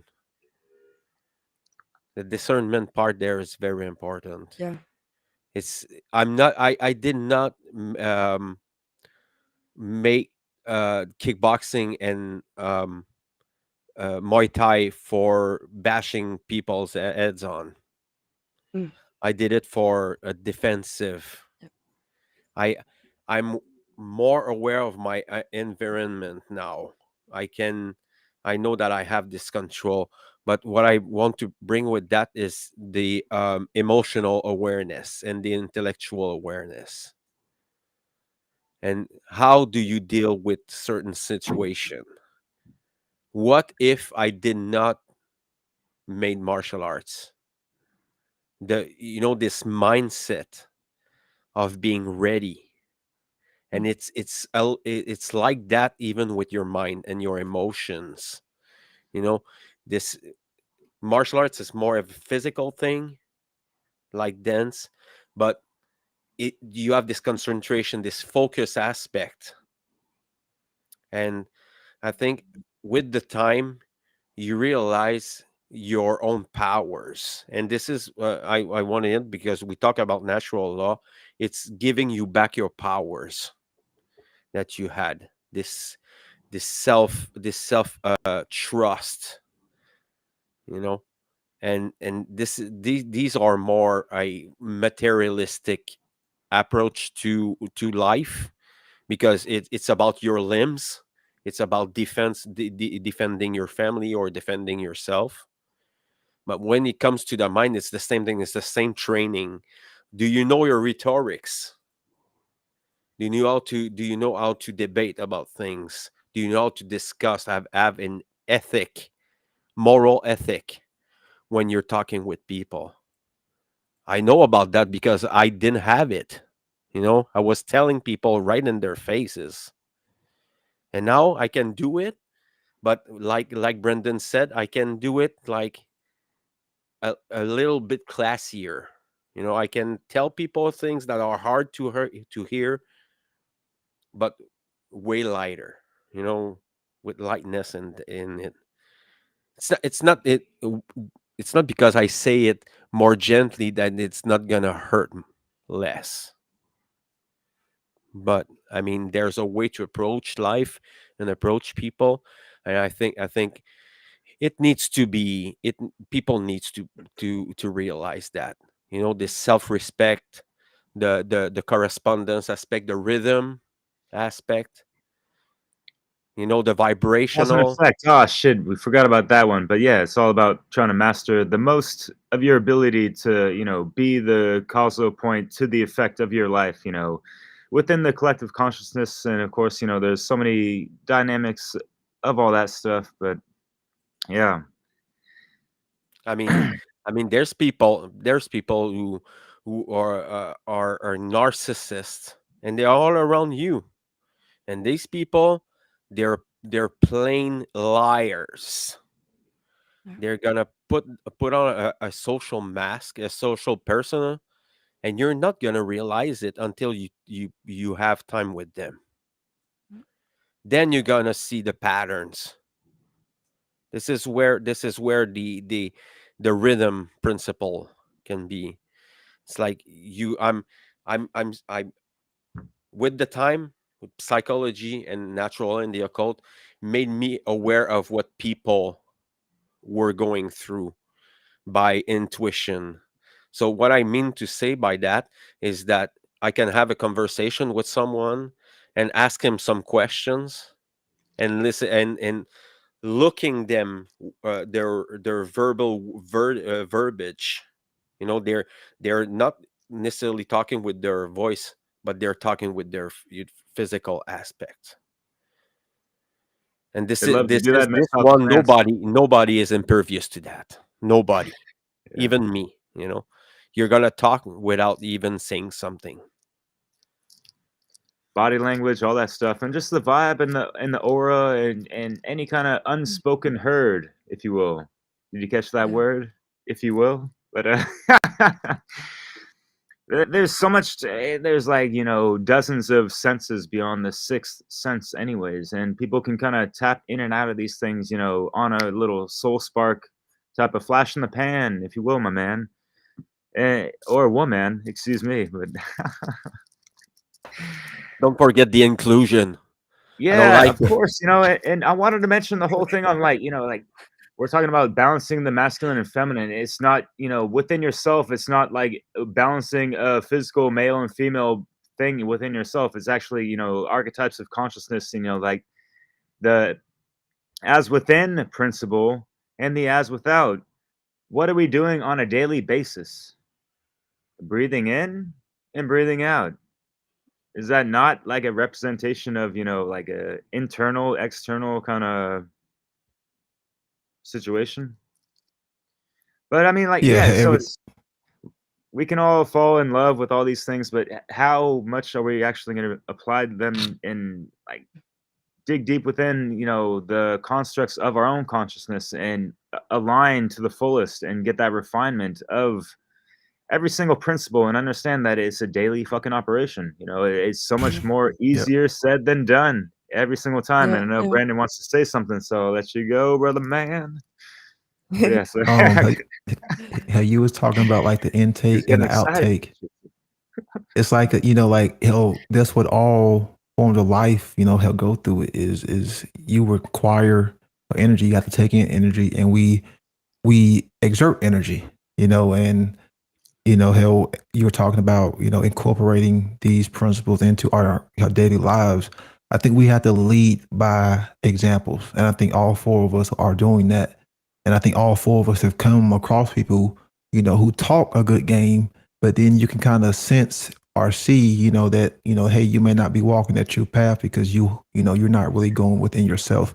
So yeah, in today's day and age, what I've seen is, hell, when I'm standing on principles, when I'm being that man of integrity and still trying to fix my own problems, that other people do feed off that, other people do sense it.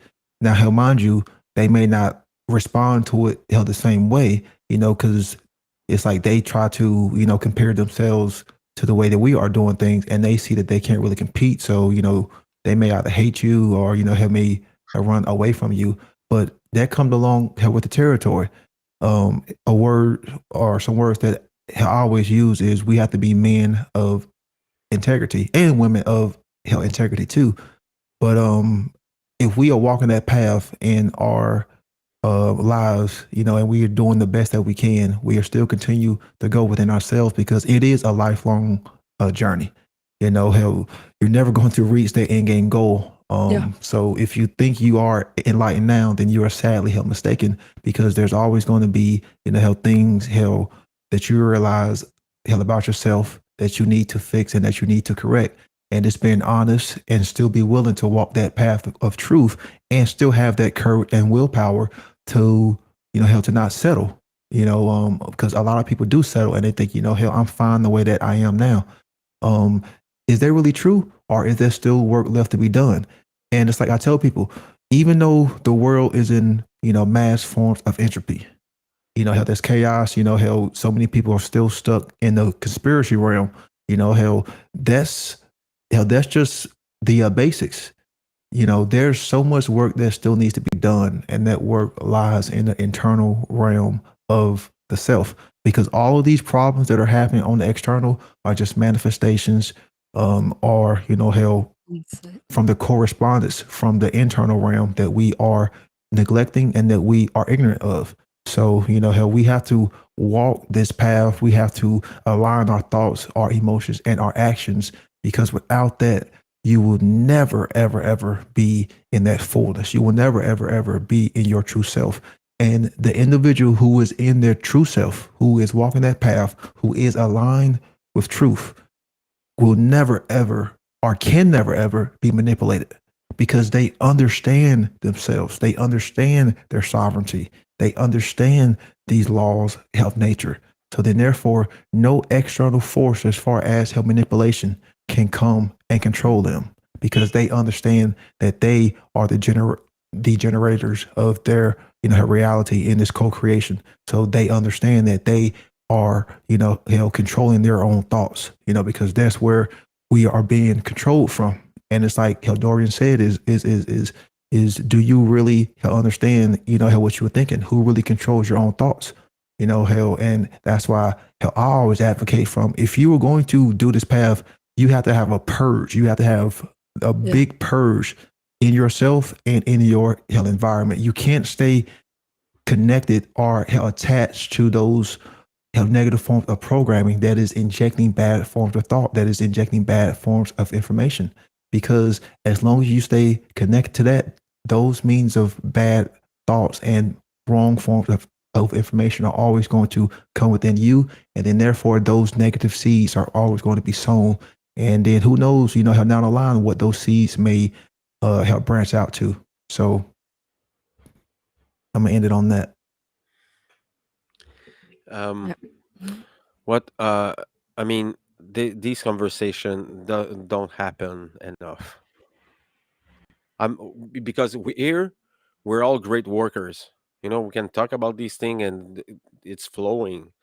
But when we're approaching the people from outside. And this is why I wanted to create this table. And I mean for now we're all great workers who are partaking in it, but eventually there's going to be people from the outside there's gonna come in it. And that's a way to perfect our rhetoric, and how to announce it to people, and how to have discussion about ideologies and things like that. Because we're not talking, and it's important to say it again, natural law and the occult is not a religion. It's studies of principles, axioms, and maxims that It's a are laws science. of the universe. These are not. We're not discussing the the truthfulness of it. We know it's true. This is about sharing the information. You know, when you're and I think this part there, it's to take every one of them. And I observed them in my life. I'm still observing them. And this is where we have to give the example. It's okay to talk about it. It's okay to have discussion about it, but proving it, it's even better. You know, Like when with your when family, people man. when people Right, brother? what? Conscious parroting. Like you're Yeah, doing at exactly. your house. Chez toi, mon ami, mais oui. Chaque fois, chaque jour. C'est comme ça. Quotidien, man. I know And the I plan. I I mean understand. But yeah. I mean I tell to people, okay, it's not because you don't see it that doesn't exist. First of all, gravity, you cannot see it, but you know it's fucking true. Okay? Ultraviolet and things like that. Yeah. You cannot see it, but it exists, you know? What about the wind? You know it's there. You cannot see it, but it exists. You know, it's all the metas aspect of it that people are um are stuck into this five sense mind control, the materialistic aspect. You know, I don't believe because I don't see it. Mm. It's not about belief. And I want to say that to people, it's not about believing anything. Wait, Fred, I don't It's believe about you, man. Like, hold knowing. on. Like, I see every thought that you create in your brain, like every mental projection out there, dude. Like, it's all there, you know. It's like the mental plane is the same as the physical, you know. Like, wow, like, are we really like that ignorant? But yeah, that's all I had to say. Like, keep going, brother. You're good. But make an example, I like mean, you know, like there's no separation. there's total separation of like the mental plane and the physical plane in a sense, but you know we still can integrate them all. Like we're multidimensional beings, you know, it's all happening simultaneously, you know what I mean? I mean, the important A lot is of to be people in just the don't 3D understand that, world. is what I'm saying. Being the 3D world and not the 4D and the 5D world, because it doesn't fucking matter. You have to be there in the 3D world, you know, the world where you have a body, you know, and you must nourish your body. Not maybe not you, Derek, because you're sun gazing, but yeah, he's nourishing himself with light, you know. So I mean, we still have to nourish this body, and we still have to nourish our souls and our minds. And I think um I think this part there, it we I mean we must have fun. You know, it's not a subject that it's you're gonna make jokes about it, but we can take our experience and projecting in it, you know, and have a little fun with it, you know, have a belly laugh from time to time in talking about this. And I think it's so important. Make it like more yeah, the fucking 5D. Oh my fucking god. And then these people, oh, I'm living in the 5D and in 12 different dimension. Oh yeah, sure. I'm ascending, yeah. I'm ascending, Yeah, but you don't talk about natural law. You don't talk about yeah. objective morality. Like you've never mentioned shadow work. It's all feel good. Uh, It's like they've created an illusion for themselves. They're stuck in their Yeah. emotions. Oh, it's all about love and light. Be like, well, being stuck in love and light. Like that's just being stuck like in comfort. There's really no room for growth because when you look at it, stress is going to stress is a means for growth. Like when you find something that you're struggling in, then that's a mean for you to get better. So if you're just stuck in love and light, like are you really growing? And then two, is that really balance? Because they'll be the ones that say, "Oh, don't bring up anything negative." Well, that's not really balance because you have to understand the shadow. You have to understand these negative aspects. You have to understand evil because evil, is inside of each and every one of us. But they never really touch on those, aspects. So yeah, I mean, I mean, these people there, these new agers outside, you know, they're telling you like, oh, truth can never be known, and you know, and I'm like, are you fucking crazy? Are you out of your mind? You know, what about these trees outside? It's not the truth. What about the sun? What about your neighbors? You yeah, invented them in your mind? Really? It's solipsism. childish. This is what we have to deal with. And sometimes you need to push a little bit more the button for them. You know, you have to slap them around with rhetorics and knowledge. We Yep, cannot do it physically, we cannot force them, but we can tell them and A using lyrical magic. bitch slap? No, but sometimes it's deserved, depending on the type of hubris they might throw at people. But yeah, it's funny because like people would assume like us that other people in this false light paradigm type of thing would have thick skin, but at the same time they're like, especially where I'm at in kind of the neoliberal area of the Bay Area and all that stuff, like people are like ultra sensitive, like, oh, like there's plenty of folks out there, dog moms or whatever, folks hella into yoga, super spiritual on that, but still bowing down to get, Big Daddy or Little Nanny government or whatever the hell. And And it's these new agers, man, I see them everywhere, everywhere. Now they're in every aspect now, and they're grown ass people. They're 60 years old, 70 years old, and they're telling you that there's no such thing as truth. And They I'm will like, tell you, sorry. oh, you go on. They will Maggie. tell you there's no truth until they bring there's my truth. So there's no truth, but then yeah, my truth when you don't even know realize that it's your perception of truth If that one of these people tell you that there's no truth, you ask them, is it the truth? Are you telling me the truth now? Do I have to? Can I believe what you're saying to me? It's like and they're everywhere, and they you cannot reason with these people. You cannot reason with them. They're We'd gonna like to tell you try, but yeah. anything. Oh, I'm gonna meditate myself out of this world. We're gonna meditate for peace. Do you realize, people, that peace cannot exist because outside of war? You know, war and peace are degrees of one another. Well, hey man, there's a lot of people suffering whatever in Ukraine, but don't forget about Yemen or all those other yeah. places. And there's only the dual color flag of the blue and yellow. Don't whatever Middle East. Like Israel's got it. They're gonna team up with the new powerhouse with NATO and all that stuff. Forget about it. They got it Oh, unlocked. But yeah, at the same. these kids, Sorry, man, what? they're so oppressed. They're so oppressed now.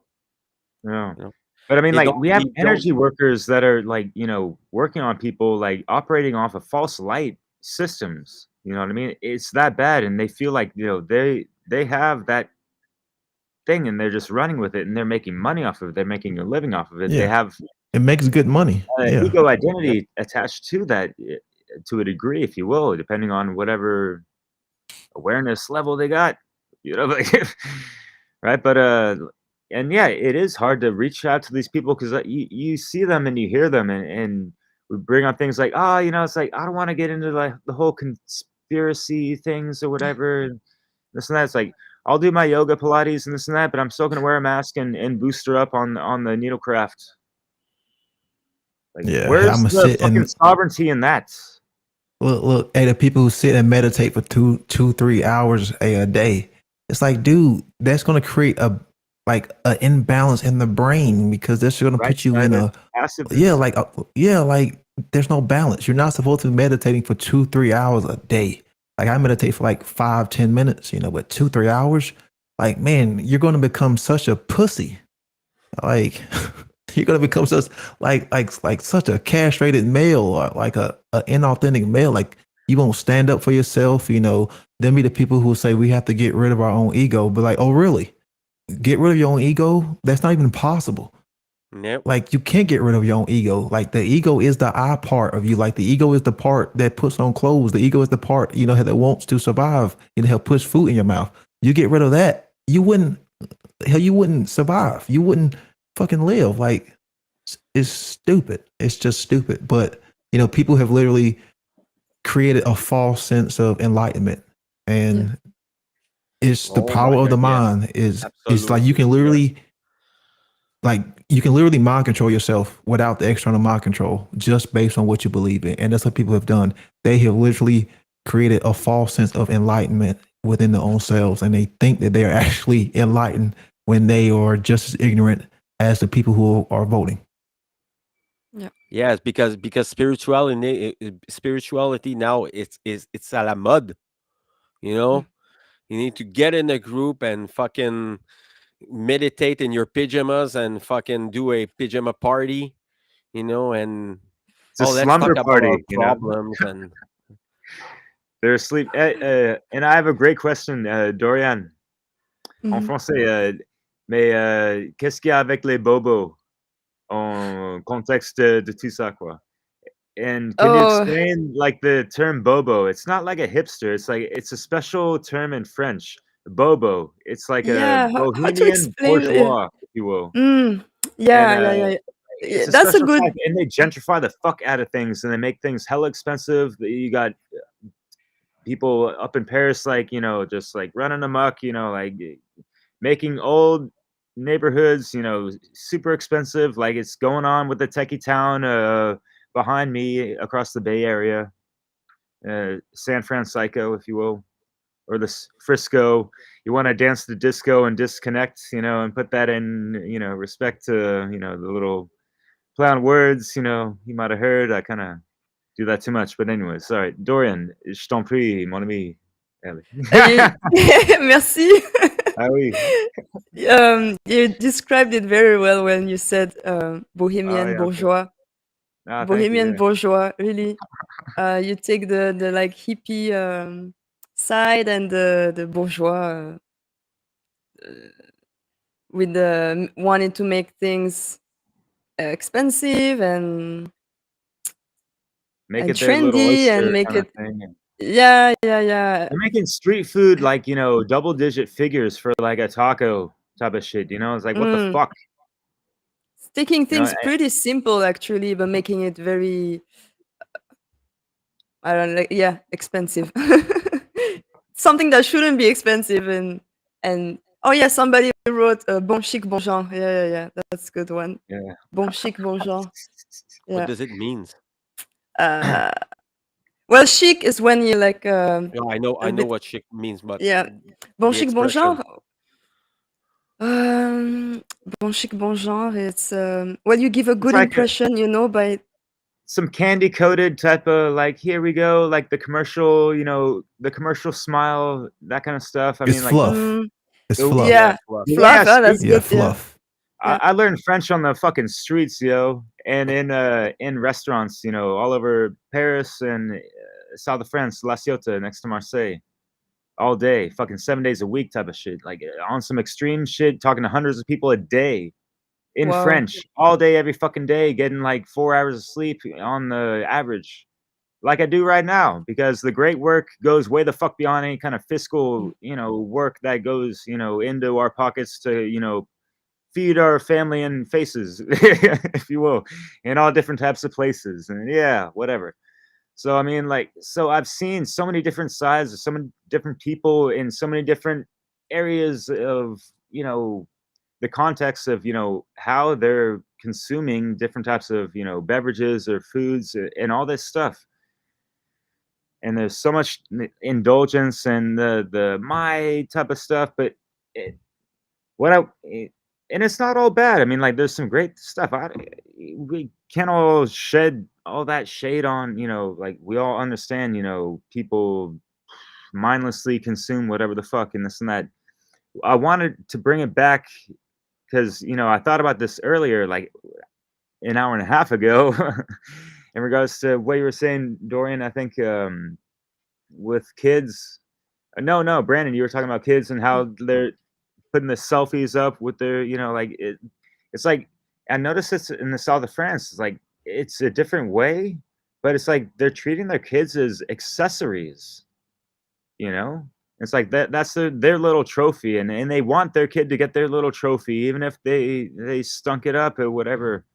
You know what I mean? So yeah, Brandon, it seems like you got to leave us, brother. So I'll He let looks you speak tired, your piece Brendan. before you. Yeah. Oh yeah, I've got Uh, to get up in 6 hours to go call 9 softball Oh, games, but yeah, I'm get willing him. to make the sacrifice. Hell, I can stay about 10 more minutes. But thank you for your yeah, time. Like I had conscious no problem. parenting, Thanks for Brandon. Like, having me. just to like you know finish where I was tailing off at, like, as far as like conscious parenting, and like you see these people with, they're just, slanging their kids out, like pimping their kids out or whatever, in a sense, you see that, and all that stuff. Like, what kind of solutions or advice, how can we flip that script, or even like for people who are parents or who are aspiring to be, mon ami. Well, one thing I think is essential as a steward, of children, and mind you, I didn't use parent because anyone can be a parent. It's a whole lot harder to be a steward. And like my thing is being truthful to your kids and not lying to them. And what I mean by that is not feeding them, like the bullshit story of Santa Claus, like all the other, garbage. A lot of people don't want to explain to their kids, why they should not be doing this. Like have these real discussions, with kids, because believe it or not, kids do notice your bullshit. And a lot of times they will call you out on, your bullshit. And mind you, I don't have kids, but this is just something that I've become aware of, because kids can be honest, how they can be blunt, and how they can be truthful, so Oh, like, I'm telling, I'm validating it. yeah. So like forgetting, like in the kids' mind, like the kids know, like how mommy and daddy is not being truthful.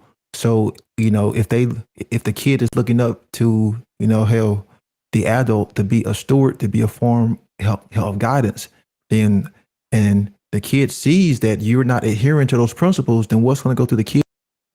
Well, if me and daddy aren't being truthful, then why should I not be truthful? So we talk about how conscious parenting, how be truthful, be honest. And I'm not saying, like you just hit them with all like the hardcore stuff, like, hey, we're all enslaved, and hell, none of that stuff. If the situation, hell is right. Now, hell, mind you, there may be times where you may not be able to sit down and have that deep conversation, like if you are in public, and like the child is just doing something, how they can bring in danger, like, how just, like kids like to run away sometimes, you may not have the time to, sit there and engage in a deep philosophical conversation to explain to them why they should not be doing that, and then sometimes you may have to use the extra tone in your voice in a form of tough love, because people think as love is just being, this, hell, a feminine aspect, which it is, but it also has that masculine aspect of that tough love. Like sometimes you do need, have that tough form of care. That's what helped build discipline. And then two, a lot of people don't teach spirituality to their kids. They just, like just talk about the physical stuff. They neglect the spiritual, the emotional, the psychological, and the mental. And believe it or not, kids can actually understand these things, because kids are usually in touch, with that spirit, aspect, because, they are more closer to life than we are, because we've gone through those means of conditioning, and it's been, pretty much stamped out of us, to a degree. But kids have that life, kids have that energy, kids have that creativity, kids have that imagination, kids have that heart, kids have that care. And then the parents just literally beat it out of them, So I think teaching these concepts of natural law, teaching these concepts of spirituality, teaching these concepts of principle, by learning how to honor our word, help trying to seek truth and being truthful, how the parent has to be the best role model in that situation, or the steward has to be the best role model, in that situation, and lead by example. How you can't be saying one thing and then doing something else, because then you are in disharmony yourself. And then two, I'm always a advocate of getting your kids out of these public indoctrination camps, because I still see so many people who are still making excuses, on, oh, it's too hard, oh, I'm a single parent. No, if you really had the care and the willpower, you would do everything that you could to get your child out of these public indoctrination camps, because that's where all the conditioning is happening. And we've seen these kids, because their mindsets are just so fucked up, so it's not just the parents, but it's the teachers, because it's funny, because one day I was at a event and I'm talking to this woman. She's like, "Oh, I'm a teacher." And then she asked me what I do. I'm like, "Oh, my first job is I'm a teacher." She's like, "What school do you teach at?" I'm like, "Why do you think someone has to teach at a school in order to be a teacher?" Hell, again, how that's the mind control.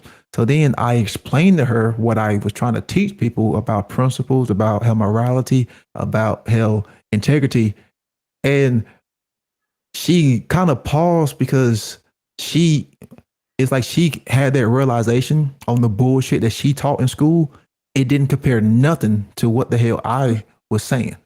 So she kind of like tried to end the conversation, because, hell, again, I don't mind using that trickster arts type to kind of make people feel a little bit ashamed, to make them look at their own self. I think that is a healthy thing, because it's all about looking at oneself and being, honest, and say like, hey, maybe I am not doing the right thing. And the reason this conversation started is because she was so ignorant that like she passed three signs that, that said, like umpire parking, and she thought she can park back there with umpires. And I'm like, "Hey, ma'am, like you missed those three signs." And she's like, "What signs?" I'm like, "That sign right there, that sign right there." So, like I'm just making her, realize her mistake. So then I'm like, "Well, and we just, had this conversation." So I'm like, "You teach kids, but yet you can't follow, these simple, these simple truths. Like you ignore these signs. So I can only imagine what your class is like." So then, so she said, "It's very admirable, what you do." Well, I'm like, like I'm not looking for praise. I'm looking for help. Like hell, I'm looking for help, because we need more people trying to teach, hell, these same, these same techniques. But hell, I just thought, hell, that was funny, because a lot of teachers have like this high value self of the way they're doing things. But when you look at the way the kids are coming out, I don't have any respect for any teacher who's in these government indoctrination camps. I really don't. I think they are the lowest of the fucking low. I put them down there with actors. I mean, they're not as bad as politicians and priests, but hell, I would put them down there as deplorable as actors, because they are literally pushing this indoctrination on kids, and I have no respect for them whatsoever. They're garbage. This is what Yep. they are. They're fucking garbage. You know, Here in Canada and Quebec, the children, it touched me personally. Every children, not only mine, every children, and I have all these people are justifying the use of mind control and propaganda and things like that, disinformation, and they're, oh, I'm just doing my job. Yeah, motherfucker. But the Nazis said the same thing when they were judged for after World War II. They were saying the same fucking thing. Oh, I had to do my job, you know. Oh, I had it was some orders, some random orders from my superior. Yeah, Yeah. yeah. Well, some of them were on the fucking patons, hang by their necks, and maybe this is what we need, you know. Yeah. There's a catalyst, Oh, there's a pressure point of certain people, and the polarization is so fucking extreme that it might have to go to certain lengths of that degree. But going back to like, yeah, like the complacency and like just order following, and like Mm. there's order following happening on the mal the the dis-ease of all in child abuse of all kids, of how many public schools that enforce any kind of mask mandates where a man or woman or boy child is on a date with fucking slavery, or the symbology of that, whatever the fuck, like. And and now, like, James wanted to mention the whole rollout of the mRNA vaccine, COVID connery, if you will. That's supposed to Yeah. be, implemented into the new kids, needlecraft schedule on the, yearly whatever basis, whatever the fuck that is, with the whole.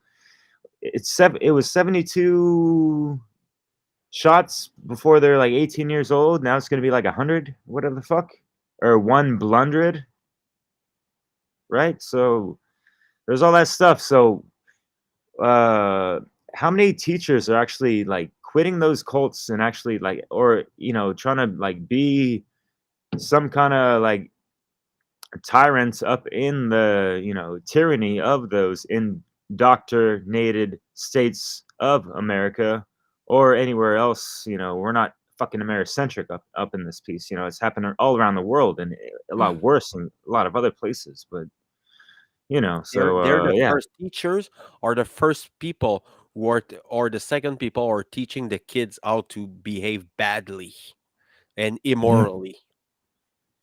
And nothing will convince me of the contrary. Mm. They're fucking partaking in this evil. I They're was sorry. Go on, Darian. I was teaching French to kids when I started to work here before. So I was a teacher in English school, and so French teacher. And so because it's in English school, you have to go to different schools. You don't have your own class the whole year. So it's like a branch. It's like a big business actually. And I will have to go to one school to the other. And working there, I started to see exactly why the society was how it is, why adults think how they think, do what they do, from being with those kids every day and seeing what we ask them to do. And when I think about it, actually, mask, alcohol spray, and I'm talking about like 10 years ago, it was already um, normal in the school. So every time kids will go to the bathroom, and they will go line up one by one, not two by two. Like for me, when I remember being at school, we will hold our classmates' hand. You will go somewhere two by two. You go to eat together two by two, or to the bathroom. But here, uh, it's one by one. So you already separate the kid, like you know, it's just you by yourself, and It's you follow, like, cattle. yeah, and it's very military. Before you go to the bathroom, attention, 1, 2, and let's go. And then they all walk to the bathroom, and then when they come back, before going in the classroom, alcohol spray on their hands. I never realized this until later. But well, I stayed in this work 4 years, and I enjoyed being with the kids, but I never aligned with the school. Even if it's like a private school, it's like language. It's not like it's not the public school, with all kind of subjects, and you're just teaching languages, but the brainwashing is still here. The programming is still here daily from morning to evening. 4 years old, they're here from the whole day and repeating those things. And one thing that I would lose my head. It was when somebody would do something, maybe something wrong. A kid does just a mistake, something. I would not even ask for it, but kids by themselves would tell me, "It's him, it's her," and I would be like, "I don't want to know. Stop it. It's him," and point their fingers. I'm like, "Stop telling me." I couldn't get their, like, it was so hard to get their attention and to get them understand. Don't tell me who it is. I'm not even asking you, but it's him. No, stop. And I could understand then why adults then do the same. It will be the blaming others first, not even pointing the finger to yourself, but it's because of him. I don't know, a scooter accident or something. It's this one, it's this person, it's your fault, it's you. And you see that everywhere in society. And I was seeing it at school because the teacher who were there with them every day was teaching them that. Well, it's not even teaching, but programming to act like this, to behave like this. And yeah, well, at some point, I quit. But also another thing, what we were talking at the beginning with the results the parents want to see, and that the school will do everything to get to this result. So they want to see the kids with nice graduations. I'm talking about kindergarten. So big show, big performance. But parents don't know that we would actually sacrifice and not do classes to teach them the program, like the language, just to practice for these shows, because parents will have high expectations and they want the show to look good. So because it's a business again, school want their money, so they have to please the parents. It's the same thing when I was talking about the dance. The agent want to please the customer, and in the end, we dance crap. So here, just to get that result that will give you money, that will make the business work, you're not even doing your job in the end. You're not even teaching the kids. You're losing your head, like, you over there, just stand here. And I like, you're like stressing. Everybody was stressed out at the end of the year just practicing for these shows. And even the kids, they didn't like it. The teachers didn't like it. But you have to do this to please the parents. So in the end, like the customer. And it's so sad because you miss the point. Why are you going to that school then? So in the end it's the same also for public school. What are you learning there is not learning. It's just um, No, no, programming. no. And Now in the schools, they're learning that you can butt fuck and do sexual things. They're showing this to the first grades of school now. Oh, you can be whatever you want. If you want to be a fucking furry and and take you're a beaver now. You identify as a beaver. You know, we're gonna call you beaver self, and they have to respect. it's Yeah. confusing the kids from this Yep. early age. And we were talking about leading by example. Is that an example to, like, cannot be an example teaching that to kids? It's And And it it's ain't the right yeah, nonsensical. animus or the right, way of, identifying with your, animal spirit or totem and all that stuff. And like, are people even, circumventing their own, planetary high magic within themselves, astrologically speaking, of course, and understanding, like where their mind is in regards to the moon in whatever house and that kind of stuff, and understanding certain placements, and there's a lot of new age stuff to that, but at the same time it's like, dude, it ain't the first time you guys are here. in this earth. Like there's a certain connection to why we feel a certain way.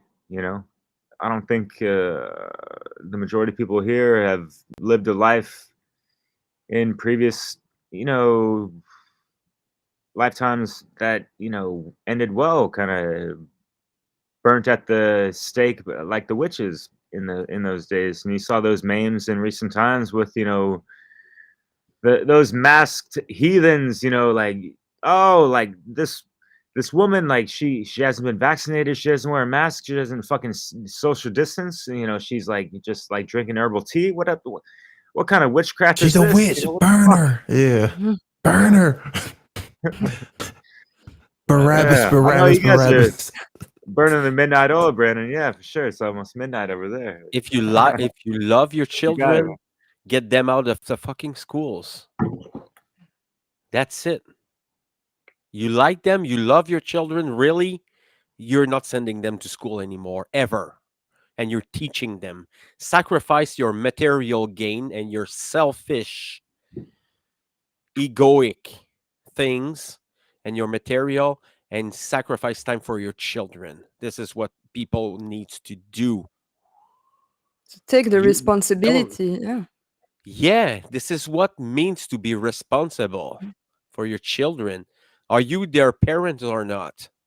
You know, some people I know, there's some adults, there's some parents, they cannot fucking tolerate their kids more than 5 hours, but why did you do it then? Why did you make children if it's not for taking care of them And and asking raising why. them? Sorry. What? I was just going to say, asking why the kids are acting, doing this behavior, having this behavior. Looking back at ourselves, I mean, for people who are parents, because it's not coming from nowhere. You you're Yep. not you don't take a piece of paper and look for the bad and good from it. You take them out of school. That's it. That's out. You don't have to think about it. You just fucking do it.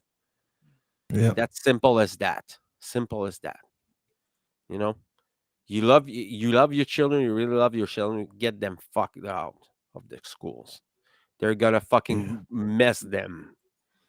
You know. And All right. yeah. Hell, I've got to Brendan bounce. is. I've overstayed my Yeah. 10 minutes, so Thank you so much, man. Your Thank presence you, hell, I was Brendan. appreciate Thank you magical. for everybody. being here, Yeah. brother. It was good meeting you, Dorian, Derek. Yeah. Yeah, always a pleasure. Fred, thanks for having me. I'm I'll Same. try to sending be here you next the week. link Yeah, for man. next week Yeah. Thank All you, right. if you want Brandon. to be Peace out. there. Peace out. Bye. Bye. Peace. So yeah, it was a good conversation. I think we can like go. I need to go to bed too, and the children It's and not a bad point to end it on. So yeah, for sure. yeah, I think we need to get out on a positive note, and I think it was pretty positive. Well, if you're not a new ager, you Yeah. know. Hit it. What you got? As far as we're talking about conscious parenting and all this stuff, and I know it's Yeah. hard to like, and like some parents just don't. I know a good amount of like single mothers that it's just like impossible. Like already they're dealing with like combating a motherfucking narcissist, ex baby daddy, whatever the fuck they label it, and all this stuff, and like they're already trying to deprogram their kids from all that undermining of the father side, and on the other, like governmental mother father side of all that stuff. So, or if The- she's not able to, like hold a job and have parents on her own, like she's like you want to trying see to what deprogram her bad kids from parenting is? the school system. It's like it's such a overwhelming thing.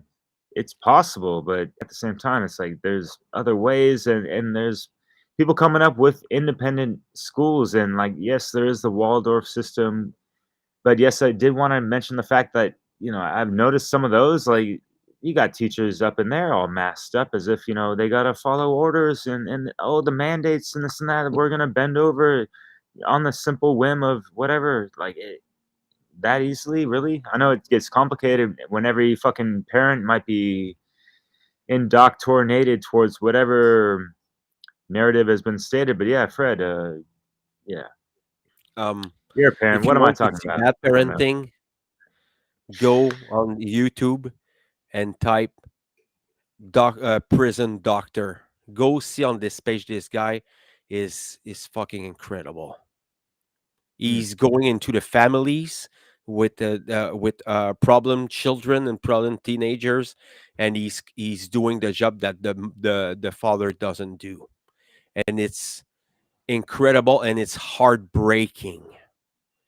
I was listening to one of the episode, and they were 12 years old or 13 years old kids, and they were really, their behavior was very bad, and it they she the mother was all alone, the father wasn't there, and it's heartbreaking because this guy has to do the job. And I'm not telling you, I cannot tell you he's a professional and in behavior, and go see that job, and you'll see how bad it is. Mm, It's very bad. damn. All these single mothers, and their children, they are very like messed up, very messed up, and it's heartbreaking to see, really.